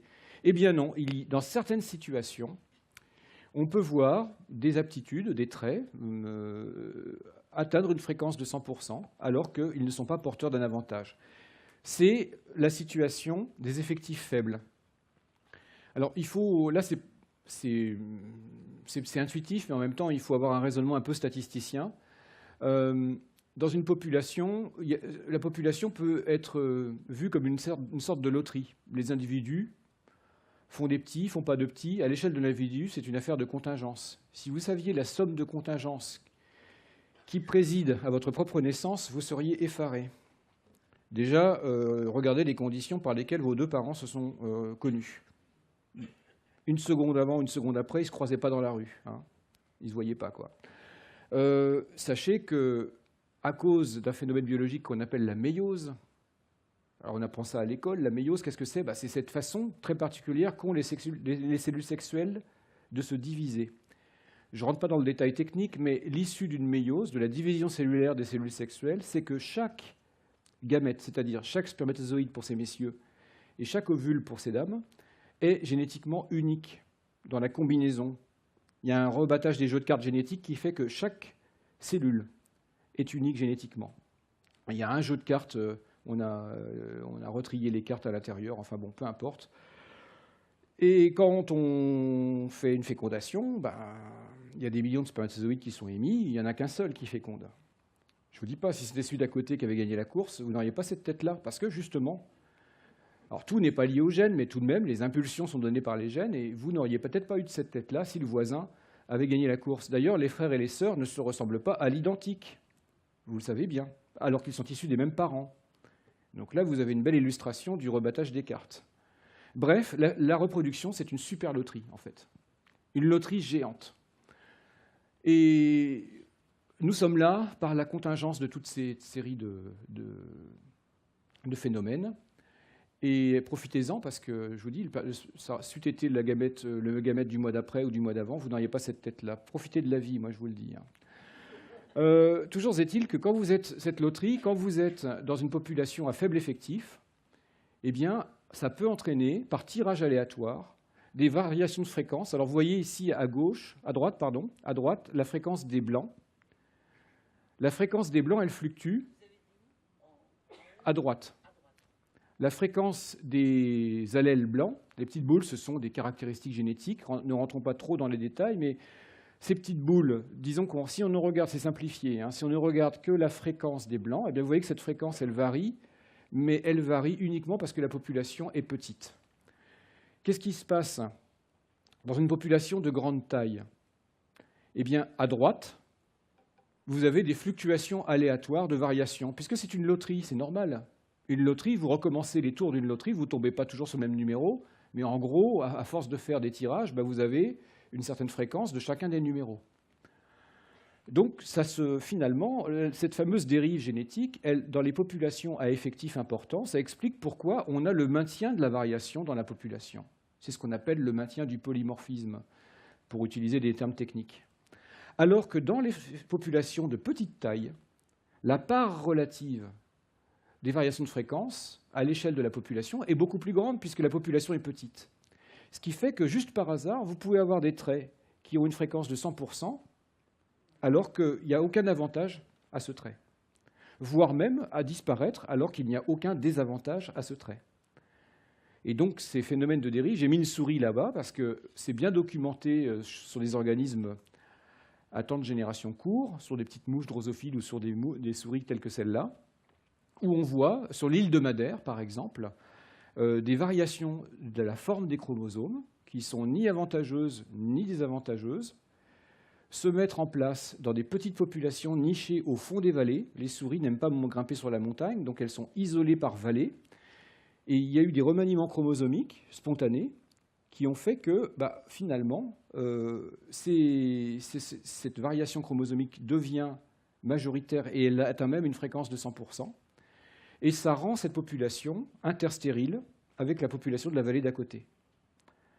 Et donc, on a là des interstérilités dont on comprend qu'elles se mettent en place alors qu'il n'y avait aucun avantage, entre guillemets, à le faire. Donc, la stabilisation d'une aptitude, ou même la mise en place d'une barrière génétique, eh bien, ça n'est pas toujours une affaire de sélection naturelle. Donc, je voudrais juste vous laisser passer cette idée que ni moi, ni plus personne aujourd'hui ne sommes pansélectionnistes. Qu'est-ce que ça veut dire pansélectionniste? C'est cette pensée qui consiste à dire que tout est le fruit d'une sélection naturelle. Il y a des gens qui pensent que la sélection naturelle, avec la sélection naturelle, tout serait possible. Eh bien, la sélection naturelle, justement non, c'est la prise en compte des contraintes des lois de la physique et de la chimie. Ça, je ne sais pas pourquoi, mais on a des physiciens qui font de la biologie, mais ils font de la biologie qu'ils n'ont pas comprise parfois. Ils s'imaginent que le hasard darwinien est un hasard qui serait dénué de toute contrainte. Tout part dans tous les sens, tout va dans toutes les directions.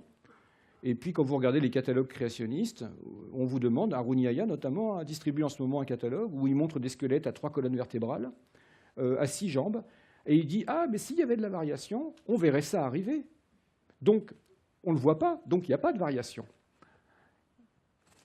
Bon, la variation, bien entendu, elle est, dans son occurrence, elle est soumise elle-même aux lois de la physique et de la chimie. Un corps biologique ne se déploie pas indépendamment, bien sûr, des lois de la physique et de la chimie. Et donc, il y a ce qu'on appelle des contraintes. Des contraintes architecturales, des contraintes de structure, et puis des contraintes historiques. Alors, pourquoi est-ce que je vous montre ce triangle? Eh bien, ce triangle dit simplement, votre organe, alors là, il y a un fémur, mais peu importe, n'importe quel organe que vous vouliez considérer, il faut que vous le promeniez quelque part dans le triangle. C'est-à-dire qu'il y a un peu d'adaptation dans son explication. Il y a un peu de structure, parce que cet organe, il est construit en vertu des lois de la physique et de la chimie. Et il y a un peu d'histoire, parce qu'on ne fait pas des chats à partir des vers de terre. Permettez-moi de le faire court, mais l'histoire est contraignante aussi. L'apparition du crâne est conditionnée à l'apparition des vertèbres, lesquelles est l'apparition des vertèbres est conditionnée à l'apparition de la corde, laquelle est conditionnée à l'apparition de la symétrie bilatérale.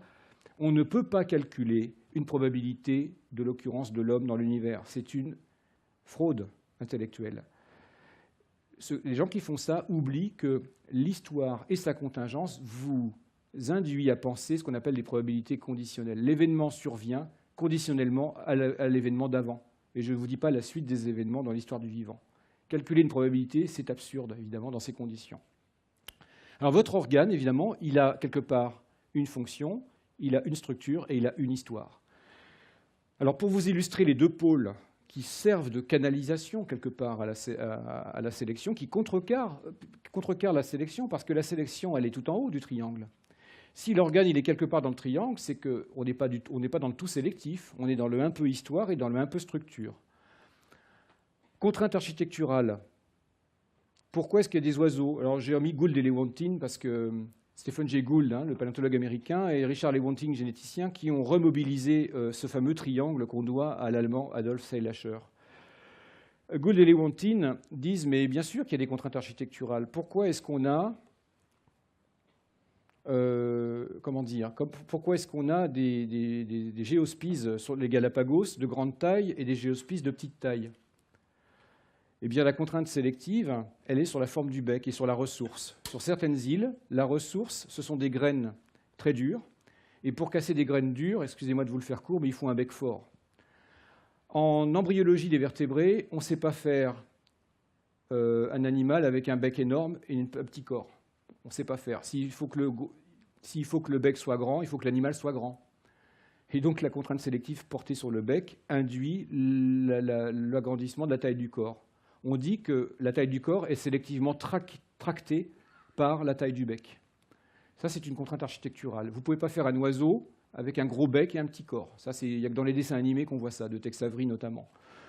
Je ne multiplie pas les exemples, mais évidemment, la contrainte architecturale, elle est omniprésente, à ce point que vous avez des organes qui ne servent à rien.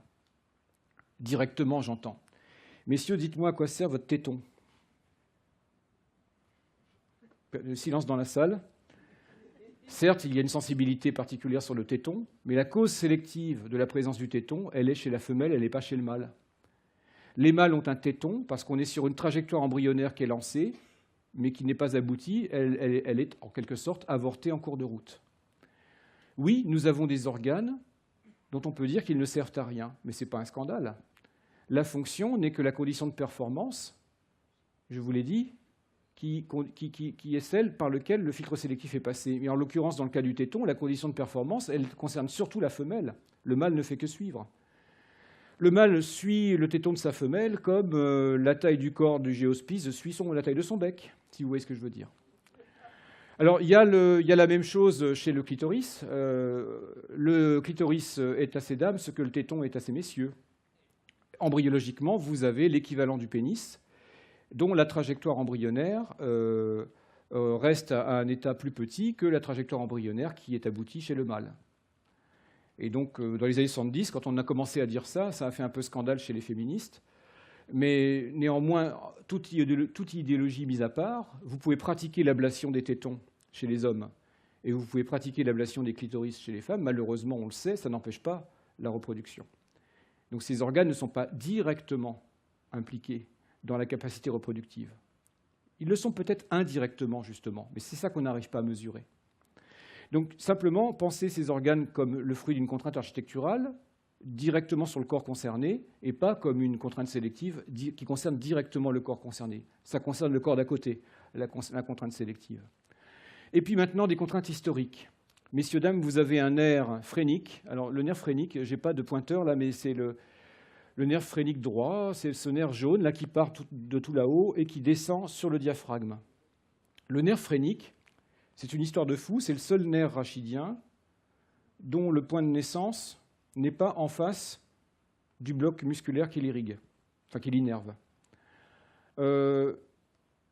Toutes les paires de nerfs spinaux démarrent au niveau d'une certaine vertèbre et on innerve grosso modo les blocs musculaires qui sont en face. Pour le nerf phrénique, c'est complètement fou. Ça naît au niveau de la 3e, 4e et 5e vertèbre cervicale, et ça va énerver, ça traverse la cage thoracique, et ça va énerver le diaphragme. Ce nerf-là, il n'est pas décoratif, je vous le garantis, parce que si votre diaphragme se bloque, vous savez ce qui se passe, vous ne pouvez plus ventiler.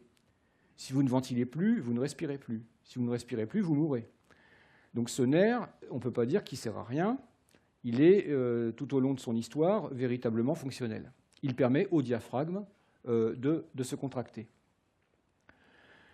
Eh bien, cette trajectoire, elle est alambiquée, elle est longue, elle fait 2 contours dans la cage thoracique. Et comme il est long, de temps en temps, ce nerf, il s'irrite, il se froisse ou il s'irrite, et vous avez le hoquet. Les contractions involontaires du nerf phrénique vous donnent des contractions, enfin des irritations accidentelles du nerf phrénique vous donnent des contractions involontaires du larynx et du diaphragme. Eh bien, dites-moi si le hoquet est sélectivement obtenu. Dites-moi si le hoquet est adaptatif. Est-ce qu'un mâle séduit la femelle avec le hoquet ou vice-versa? Tout le monde sait que ce n'est pas le cas. Donc, en fait, là, on a un truc qui ne sert à rien et qui vient de l'histoire, précisément. La trajectoire de ce nerf, vous ne la comprenez que si vous vous donnez la profondeur du temps. Ce bloc musculaire, il y a 360 millions d'années, il est placé sous la tête des poissons sarcoptérygiens. Il est placé sous la tête, près de la corbeille branchiale. Il y a 360 millions d'années, il y a naissance du cou, avec la naissance des doigts. C'est ce qu'on appelle l'apparition des tétrapodes, les animaux à 4 pattes. Donc les 4 pattes, le cou naît, et ce bloc musculaire passe en arrière du cou. Et pendant les 200 millions d'années qui ont suivi, le bloc musculaire de proche en proche n'a cessé, au cours de l'évolution des vertébrés, de reculer jusqu'en arrière de la cage thoracique. Et de proche en proche, pendant 200 millions d'années, ce nerf, il a été fonctionnel. Il a servi à quelque chose, et aujourd'hui, vous avez le fruit de cette trajectoire. Votre corps n'est pas construit par un ingénieur. J'aurais été ingénieur, je n'aurais pas branché le nerf comme ça. Donc, il faut savoir mobiliser l'histoire contre les discours idéologiques du type intelligent design, payés par les think tanks américains conservateurs pour essayer de faire rentrer la création à l'école publique. On essaye de dire que les corps complexes sont faits grâce à une intention, mais ces intentions, elles sont bien alambiquées. Hein. Il y a des Américains qui s'amusent à contrecarrer les discours créationnistes en montrant à quel point le corps humain ne marche pas. Bon, on peut jouer. Hein. Les contraintes architecturales et les contraintes historiques, elles s'expriment à travers l'histoire. Et là, je vous illustre juste 2 moments sélectifs, et j'en arrêterai là. 2 moments sélectifs apparus à des périodes différentes et qui rendent la vie compliquée chez les humains. Il s'agira de notre bassin. Chez les grands singes qui pratiquent le knuckle walking, c'est-à-dire la marche sur les phalanges, le bassin est en extension parce que le poids du buste, de la tête et des bras ne repose pas sur le bassin. Alors que chez les humains, vous voyez que le poids de la tête, du buste et des bras repose sur le bassin est en compression, ce qui limite l'ouverture pelvienne par le bas, la taille de l'ouverture pelvienne. Alors cette bipédie, chez les gorilles, donc, on n'a pas vraiment bipédie permanente, le bassin est en extension. Chez l'humain, le bassin est en compression.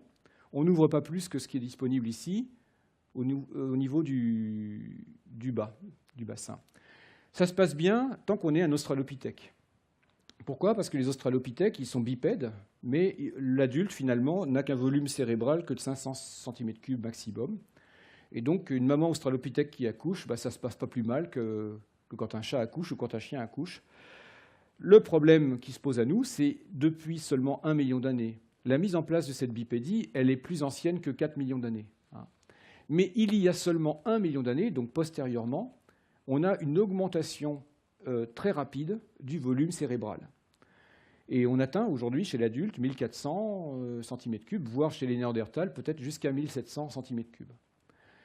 Donc cette augmentation-là, ce sont les bulles de couleur, hein, les augmentations du volume cérébral font que notre espèce, nous les humains, notre espèce fait partie des espèces qui payent le plus cher le prix de la parturition. La parturition, c'est ce qu'on appelle chez nous l'accouchement. La mort maternelle, la mort périnatale pour le bébé, mais la mort maternelle est énorme chez nous par rapport à ce qu'elle est chez d'autres espèces. On l'a oublié, ça encore on l'a oublié, parce qu'avec la médicalisation de l'accouchement, On meurt 100 fois moins en France aujourd'hui. Une femme, en moyenne, meurt 100 fois moins de son accouchement en France qu'on en mourrait au milieu du XVIIIe siècle. Pour plein de raisons. Mais il y a de grandes disparités entre continents aujourd'hui. Il y a des continents où l'accouchement est un risque beaucoup plus élevé que ce qu'il est en Europe. Eh bien, on arrive vraiment à la limite du système. Et là, vous voyez, il y a ce qu'on appelle un coût. C'est ce qu'on appelle, quand on raisonne en évolution, avec un vocabulaire pas très adéquat, je vous l'accorde, il y a un coût à avoir une grosse tête, en quelque sorte, dans notre espèce. Donc on est vraiment sur cette notion de compromis. Deux moments d'histoire, il y a deux moments sélectifs dans l'histoire qui finissent par se contrecarrer les uns les autres. Donc la sélection naturelle ne fait pas des perfections, je le répète, elle fait des compromis. Vous voyez l'espace qui est donné au bébé orang-outan à gauche pour naître, ça se passe bien. Chez le chimpanzé, juste à côté, ça se passe bien. Chez le gorille, juste à côté, ça se passe bien. Chez nous, ça ne passe plus. On a un coût véritablement à avoir une grosse tête. Donc ça, on peut perdre des adaptations. Je ne vais pas rentrer dans le détail puisque le temps est écoulé. Sachez aussi qu'il y a des adaptations qu'on peut perdre dans la nature. Il peut y avoir des stabilisations de caractères perdus. On peut perdre des caractères avantageux et cette perte est stabilisée à cause de la dérive génétique. Mais comme j'en ai déjà parlé, je ne vais pas insister là-dessus. Donc pour conclure, la sélection naturelle, elle n'est pas panglossienne aujourd'hui. On n'est pas dans le monde de Pangloss. On peut tester expérimentalement des effets sélectifs. Ça demande un dispositif expérimental extrêmement, lourd. Et c'est pour ça d'ailleurs que beaucoup de la sélection naturelle, beaucoup de ce qui est travaillé en sélection naturelle est travaillé en laboratoire. Parce qu'en laboratoire, vous pouvez contrôler les conditions du milieu. Dans la nature, néanmoins, on peut documenter les effets sélectifs. Elle ne produit pas des perfections, j'ai suffisamment répété. Contrairement à une idée reçue, elle ne s'oppose nullement aux lois de la physique et de la chimie. Elle accompagne, elle est habitée quelque part elle-même dans ses effets des contraintes des lois de la physique et de la chimie. Elle n'est pas le seul moyen de stabiliser des innovations. Et donc nous ne sommes pas pansélectionnistes aujourd'hui, nous ne disons pas tout est sélectif. Il y a des stabilisations de caractère par hasard, par des effets de dérive. Ça, ce n'est pas de l'époque de Darwin, hein. C'est plus une pédagogie de la sélection naturelle aujourd'hui. Elle est source de stabilité. Ça, c'est du Darwin, par contre. J'insiste un peu là-dessus. Une des leçons de ce soir, c'est que la sélection naturelle explique pourquoi. K1Ka, c'est à peu près toujours la même version qui peut survivre dans un milieu donné, et donc c'est l'origine de la régularité de l'espèce. Mais on a empêché la sélection naturelle de rentrer dans votre corps. Parce qu'en fait, au cours du XXe siècle, parce qu'on pensait que le corps était régi par le programme. Pour expliquer pourquoi votre corps est régulier, pour expliquer pourquoi d'un mois à l'autre vous vous ressemblez à vous-même, on a été chercher un donneur d'instruction, un donneur d'ordre qu'on appelait le programme. Si on se débarrasse de la notion de programme, on peut faire de la biologie aujourd'hui sans programme, en fait. Certes, les gènes sont là. Les gènes impulsent quelque chose, mais ils n'impulsent pas la totalité du programme. Il y a un degré de liberté qui est énorme, et là-dedans, la sélection naturelle vient jouer. Et aujourd'hui, je vous garantis qu'on réinterprète totalement, ou du moins on commence à entrevoir des thérapies du cancer complètement différentes, parce qu'on sait que l'expression génétique est aléatoire, et on sait que l'expression génétique à sa petite échelle, parmi vos cellules, est un phénomène sélectif, qui génère de la régularité à l'échelle de votre corps. C'est un bouleversement considérable. Avant, on pensait que la régularité, elle était liée à un programme, point barre. Eh bien non, il n'y a pas de programme, en fait. Depuis 2002, on sait que l'expression génétique est aléatoire et que c'est par des effets de sélection locaux que le phénotype, c'est-à-dire ce que vont faire les cellules, en fait, ça va être sélectionné en local. Et ça, vous pouvez imaginer que ça révolutionne ce qu'on peut penser de la thérapie du cancer. Je vous renvoie vers un article de Jean-Pascal Cap, c'est A2P, dans la revue Pour la Science, en avril 2015, où ce phénomène est très bien exposé. Je vous renvoie aussi, par exemple, au Pour la Science hors série de décembre 2013, qui s'intitule « L'hérédité sans gène ». Marrant, l'hérédité sans gène, un joli titre. L'hérédité sans gène, justement, c'est cette idée que le gène est un partenaire aujourd'hui. Il n'est plus un notaire, il n'est plus un programme. Enfin, ensemble, les gènes ne réalisent pas ce qu'on pourrait appeler un programme. Évidemment qu'il y a une régularité qui est générée, mais la métaphore du programme devient, comment dire, elle devient davantage encombrante qu'elle n'éclaire, si vous voulez. Donc, quand une métaphore n'est plus utile, ben, on change de mot, hein. Alors, ce que je suis en train de vous dire, j'ai déjà dit dans ma conclusion, bah, la sélection naturelle, en réalité, depuis 2002, on a beaucoup plus de facilité à penser qu'elle se trouve à toutes les échelles du vivant, y compris dans votre corps. Et finalement, elle génère ce qu'on appelle depuis 15 ans dans le monde anglo-saxon une médecine darwinienne. C'est-à-dire, c'est une médecine... Alors attention, hein, n'allez pas imaginer qu'une médecine darwinienne, c'est qu'on va faire crever les malades. Hein, parce que le coup du journal Les Échos, c'est bon, quoi. Ça y est, on a compris. Hein.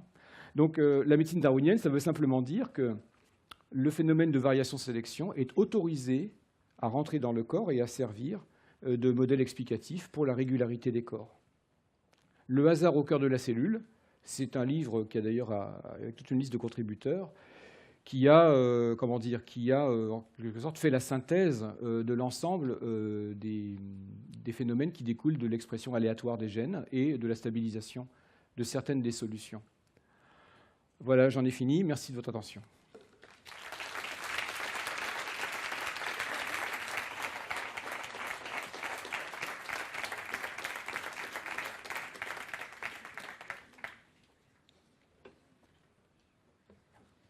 Avant de prendre la première question, je vous signale juste qu'au mois de janvier, donc les mardis du mois de janvier, on aura un cycle de 3 rendez-vous sur les gènes et on parlera notamment de l'épigénétique.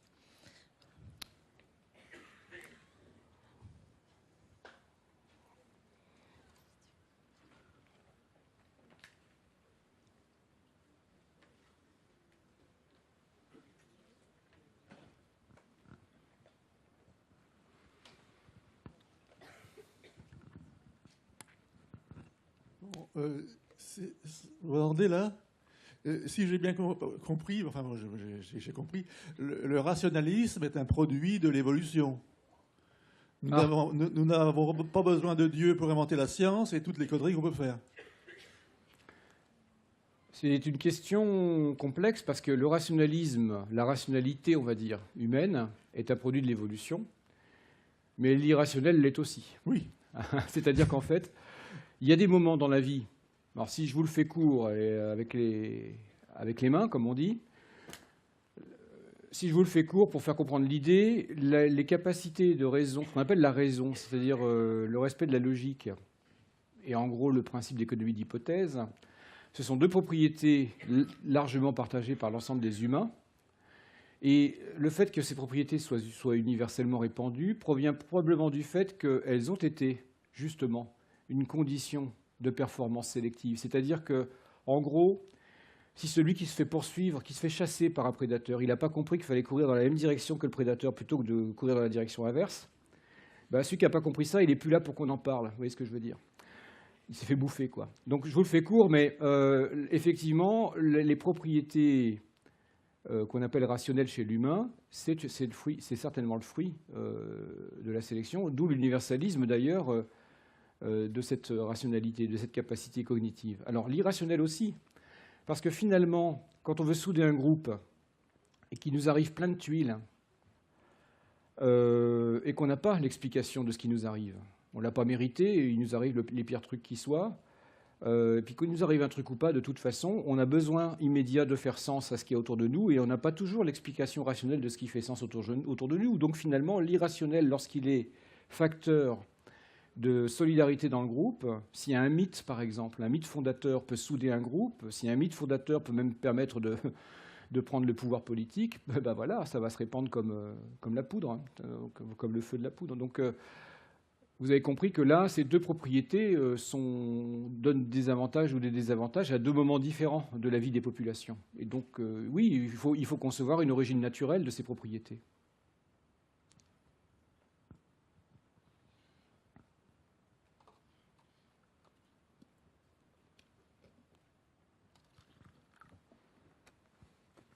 Oui. Je crois avoir un peu compris une question que je me posais. Comment les animaux qui se trouvent dans les cavernes perdaient leur leur capacité de voir.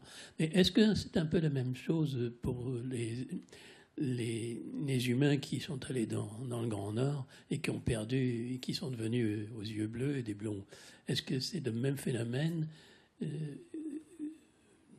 en sortant d'Afrique où ils étaient, je pense, un peu plus foncés?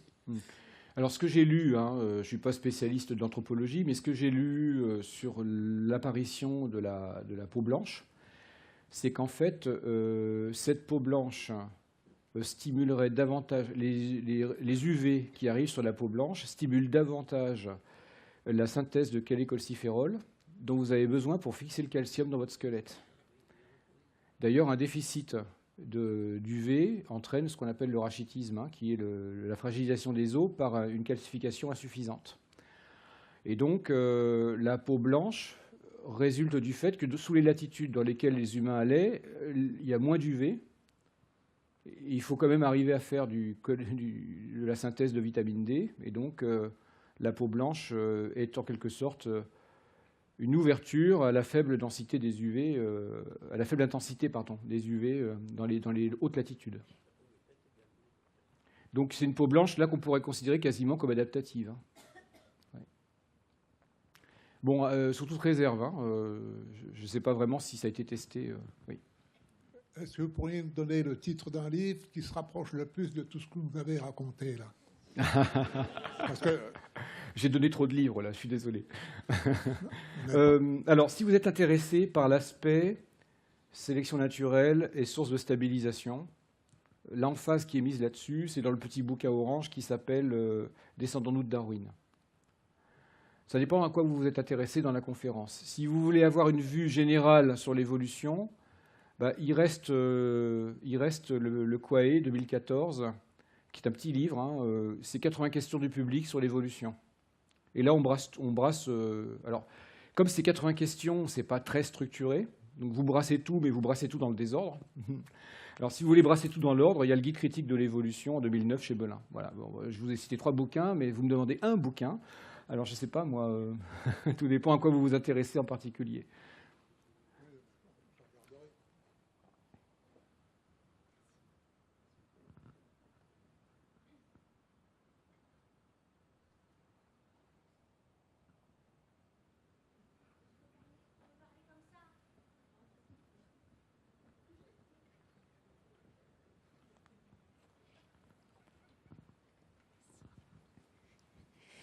Moi, c'est pour revenir sur un moment que j'ai pas bien compris.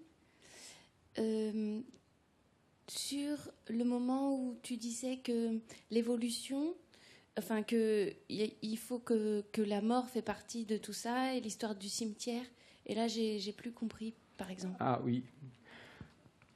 En fait, la matière dont on est constitué ne nous demande pas notre autorisation pour varier.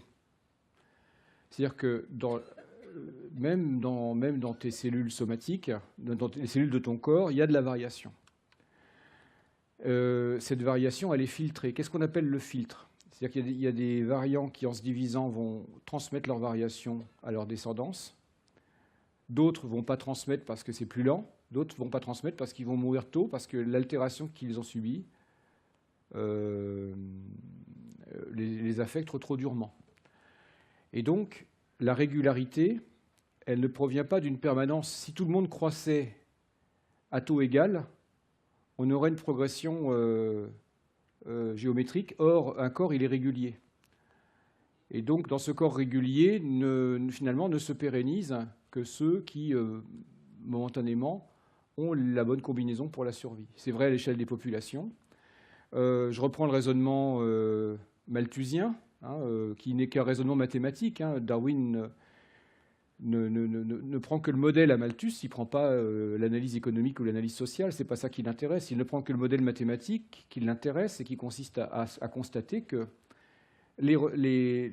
comme les êtres vivants sont un peu comme des logiciels à se reproduire, on fait des petits, on fait des petits, on fait des petits, la progression elle est exponentielle, alors que la ressource, elle est limitée.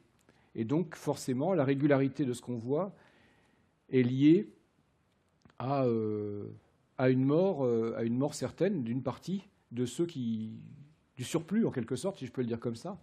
il y a une fraction des populations qui meurent forcément. Si rien ne mourait, eh bien, d'ailleurs, ça c'est une bonne question, ça. Si rien ne mourait, qu'est-ce qui se passerait? Il faudrait prendre le truc à l'envers. Si rien ne mourait, on n'aurait pas cette apparence de régularité et cette apparence de fonctionnalité. Parce qu'en fait, si rien ne mourait, on aurait des organismes qui partent dans tous les sens.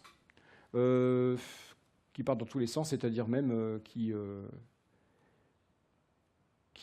capteraient de la ressource, en quelque sorte, sans...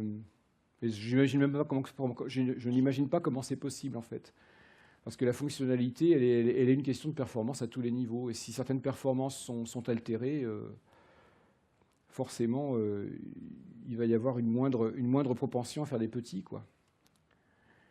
Donc si rien ne mourait, à l'échelle du lignage, hein, mais de toute façon c'est pareil, des individus meurent pour que le lignage se pérennise. Hein. Ce lignage, il est endigué par les conditions du milieu, il n'y a pas une place infinie sur la planète, quoi. Et voilà, c'est... Donc le cimetière, qu'est-ce que ça veut dire? Ça veut dire que pour que le lignage généalogique se maintienne, eh bien, il y a effectivement des morts. S'il n'y a pas de morts, les altérations se maintiennent et donc ce qu'on appelle la fitness dans le raisonnement évolutif, c'est-à-dire la qualité générale ou l'aptitude générale de la population va baisser et d'autres vont prendre la place.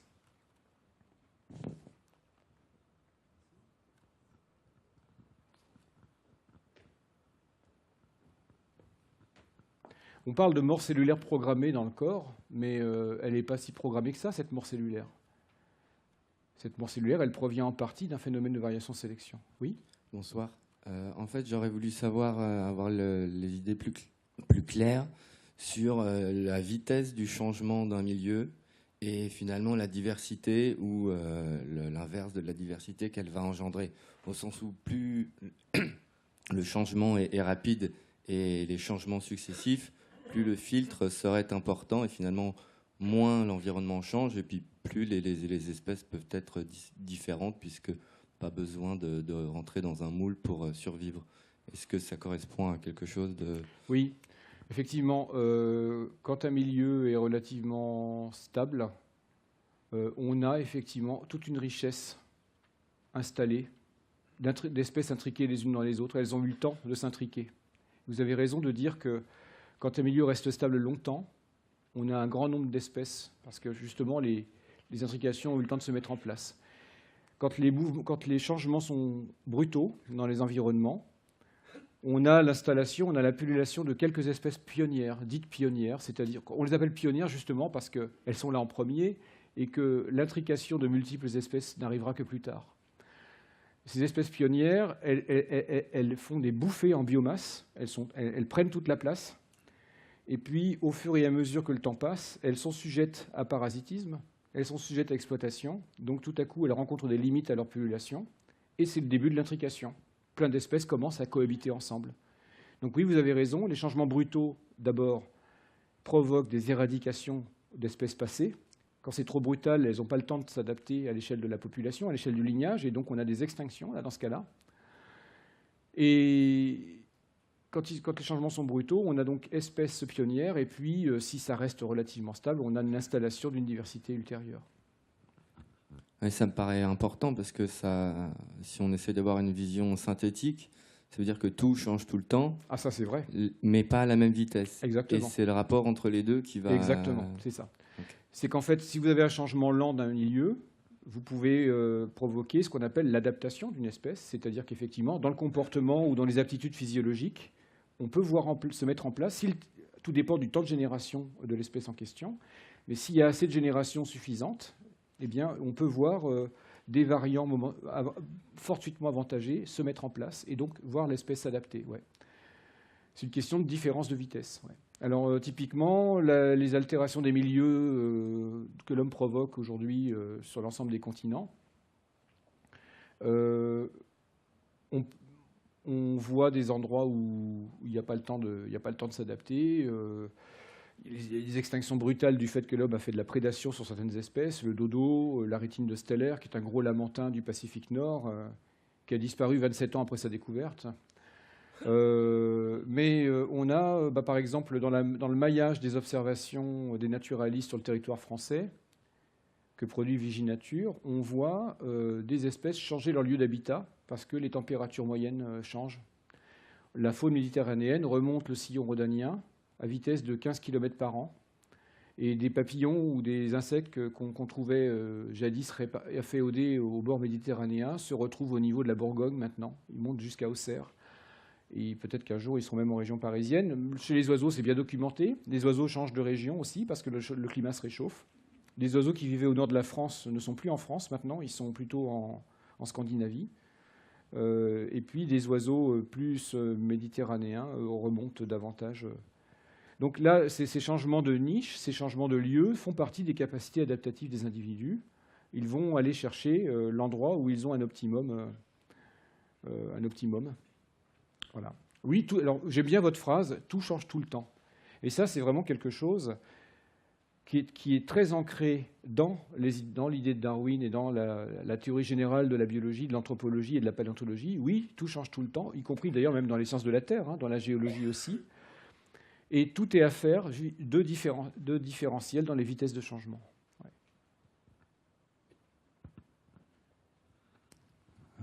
Merci pour votre intervention. C'était vraiment d'un intérêt extraordinaire. À votre service. Voilà. Merci d'être à mon service. Je suis payé que vos impôts. Hein. Je ne suis pas, comment on dit, je n'ai pas à payer d'impôts parce que je n'ai pas assez de revenus. Alors, bon. Ça vient des autres. C'est les comportements solidaires voilà, de la sélection. Exactement. Bon, maintenant, un petit peu sur le plan philosophique, quelque chose qui me vient, c'est ceci.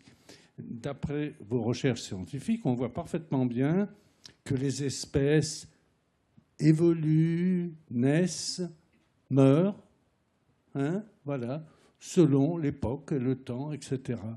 Mais est-ce qu'on ne peut pas dire la même chose de l'homme? Peut-être qu'aujourd'hui, l'homme a son utilité, et peut-être qu'un jour, il ne l'aura plus, puis il disparaîtra. Là, vous me faites du Diderot.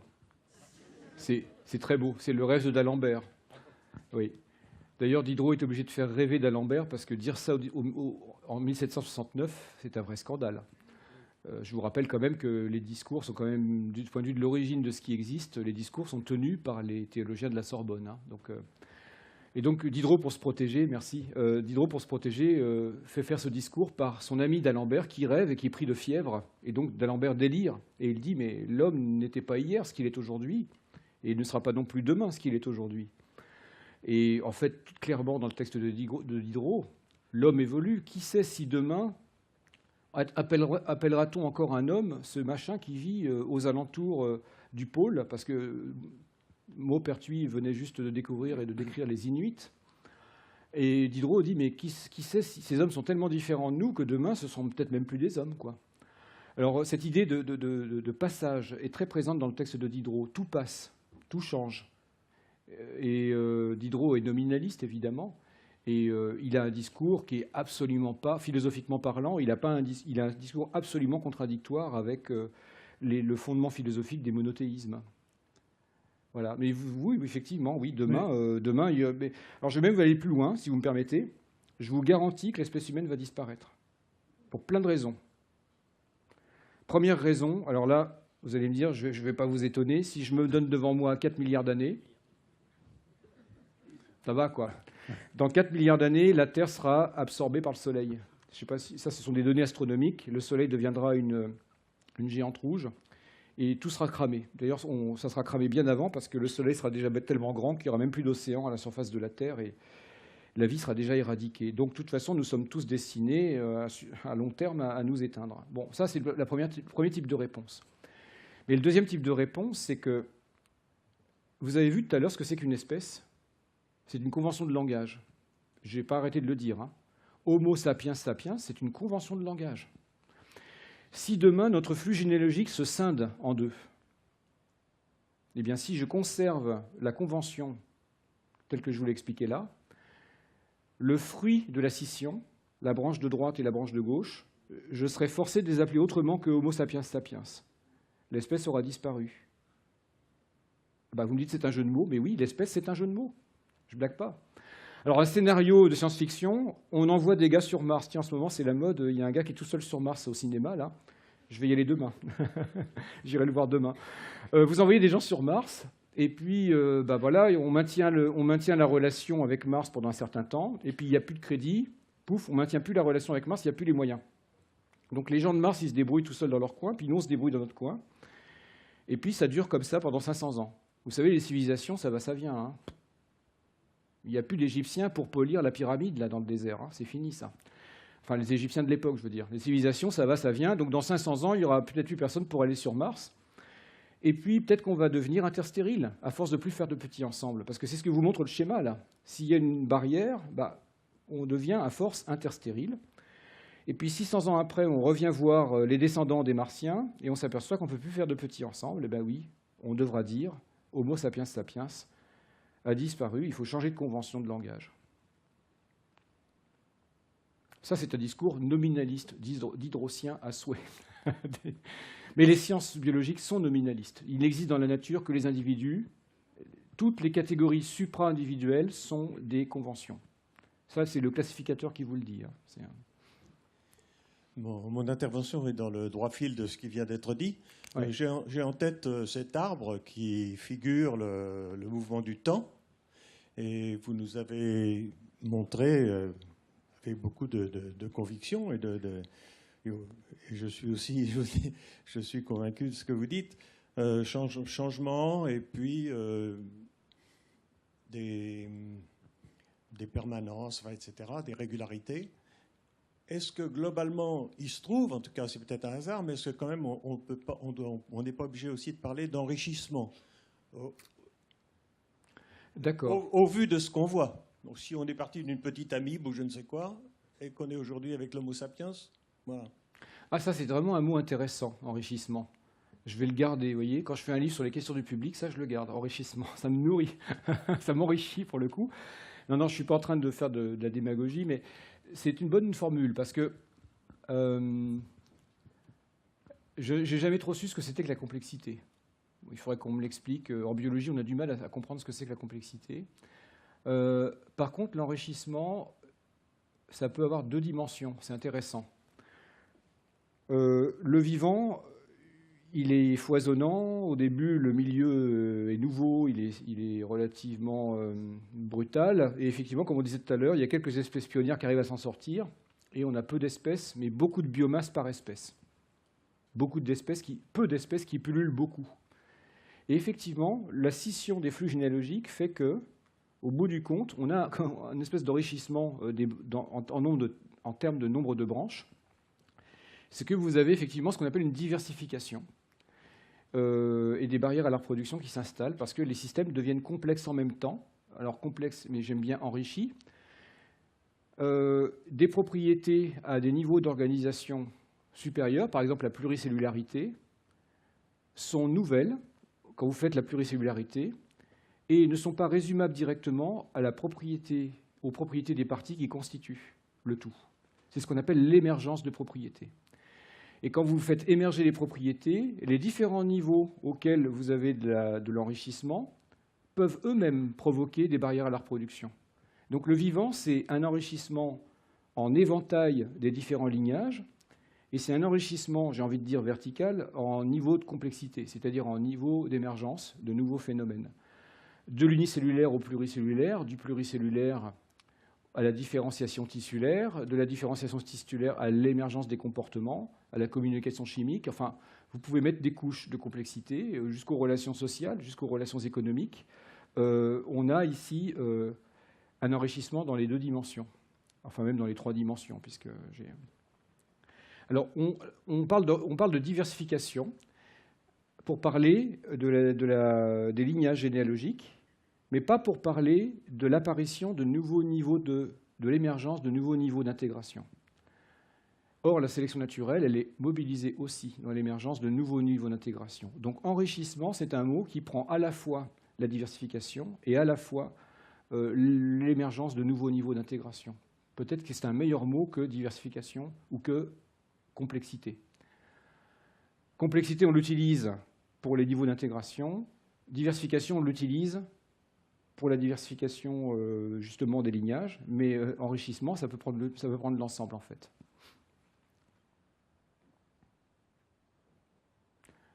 Vous vous rendez compte?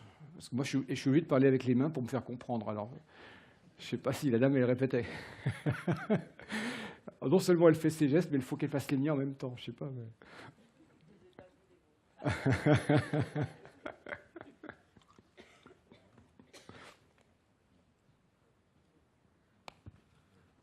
Ouais, j'ai une autre question. C'est, on a très envie de faire des parallèles entre les mécanismes de la sélection naturelle, de l'évolution, et éventuellement ceux de la culture, de l'économie, de plein de choses, parce que finalement, bon, ce mécanisme-là a l'air de transpirer sur tout le reste.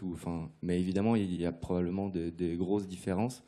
Est-ce qu'aujourd'hui, on arrive à avoir les idées claires sur ces passerelles où chaque domaine, finalement, doit rester tel qu'il est et on ne peut pas tellement parler de sélection naturelle dans la culture, dans les langues, les langages, etc.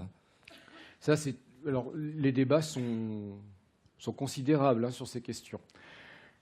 Sur le plan théorique, on va dire que tout ce qui varie et se transmet à un alter ego, soit par scission, soit par division, soit par contact, soit par transmission par contact, enfin voilà, quelle que soit la modalité de la contamination, c'est-à-dire ce qui a varié se transmet à une autre entité physique semblable, dès lors qu'on a variation et héritabilité, ou transmission, alors on peut avoir sélection. Si ça c'est vrai, la sélection naturelle, évidemment, en tant que modèle de stabilisation d'un trait, ne s'arrête pas au biologique. Ça va toucher le comportemental, bien sûr. Le comportemental se transmet, varie et se transmet. Ça va toucher la culture, ça va toucher les modes alimentaires.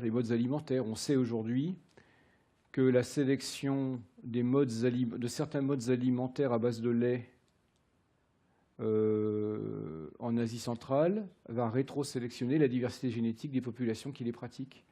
Il y a une intrication dans la sélection entre le niveau de la capacité génétique à digérer une ressource et ce qu'on appelle classiquement le culturel, qui est les pratiques, les comportements qui font qu'on va préférer une ressource plutôt qu'une autre, pas toujours pour des raisons soit gustatives, soit, soit nutritives. Ça peut être aussi des raisons symboliques. Hein. Donc oui, aujourd'hui, l'héritabilité étendue nous induit à penser une intrication nature-culture qui n'est plus aussi divisée qu'elle l'était jadis. Finalement, la culture est une facette de la nature. Et les deux fonctionnent ensemble. Donc les débats sont considérables. Il y a eu des anglo-saxons pour parler de la théorie des mèmes, c'est-à-dire que les motifs culturels varient, se transmettent et donc sont sujets à sélection. Là, pour comprendre tout ça, on a des effets d'échelle, c'est-à-dire que ce qui frappe souvent l'appréhension qu'on a de ça, c'est que ça ne peut pas être de la sélection naturelle parce que forcément l'individu agit à son bénéfice, comme le modèle de Lamarck. Voyez, il est conscient de son bénéfice attendu et il agit en fonction de son bénéfice. Et ça c'est effectivement c'est vrai à petite échelle. Mais comme la sélection naturelle se mesure à grande échelle, on peut avoir des retours de bâton et des retours de boomerang qui font que ce qu'on croyait avoir fait à notre avantage se retourne à notre désavantage. Et donc, ce n'est pas si simple, en fait. Ce n'est pas si simple, c'est-à-dire que ce n'est pas parce qu'on a l'impression d'avoir des actes mus par une volonté à notre bénéfice que ces actes vont être efficaces en tant que tels. Et donc, si on élève l'échelle, si on recule, si on prend une plus grande échelle, finalement, oui, les comportements, peut-être, effectivement, les items culturels sont sujets à sélection, selon le modèle darwinien, et pas tant selon le modèle lamarckien où une variation apparaîtrait nécessairement au besoin de son porteur.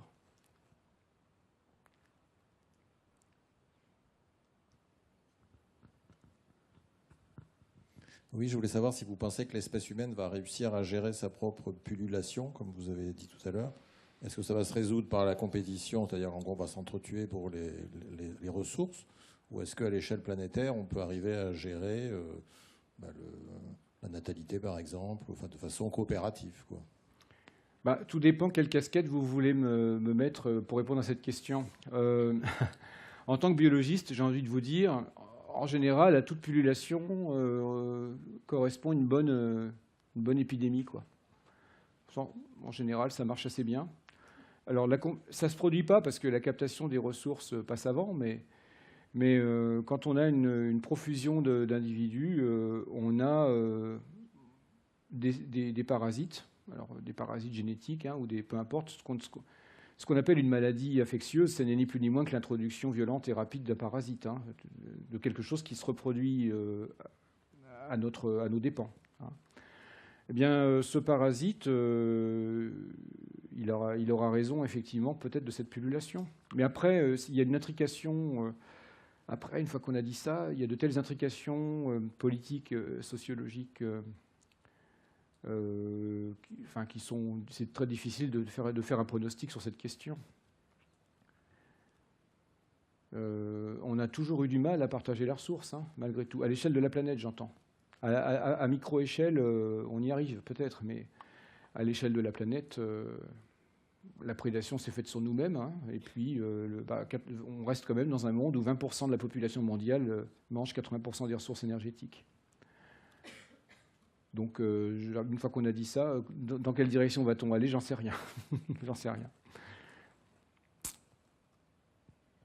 Bon, on va s'arrêter là. Merci infiniment. Merci.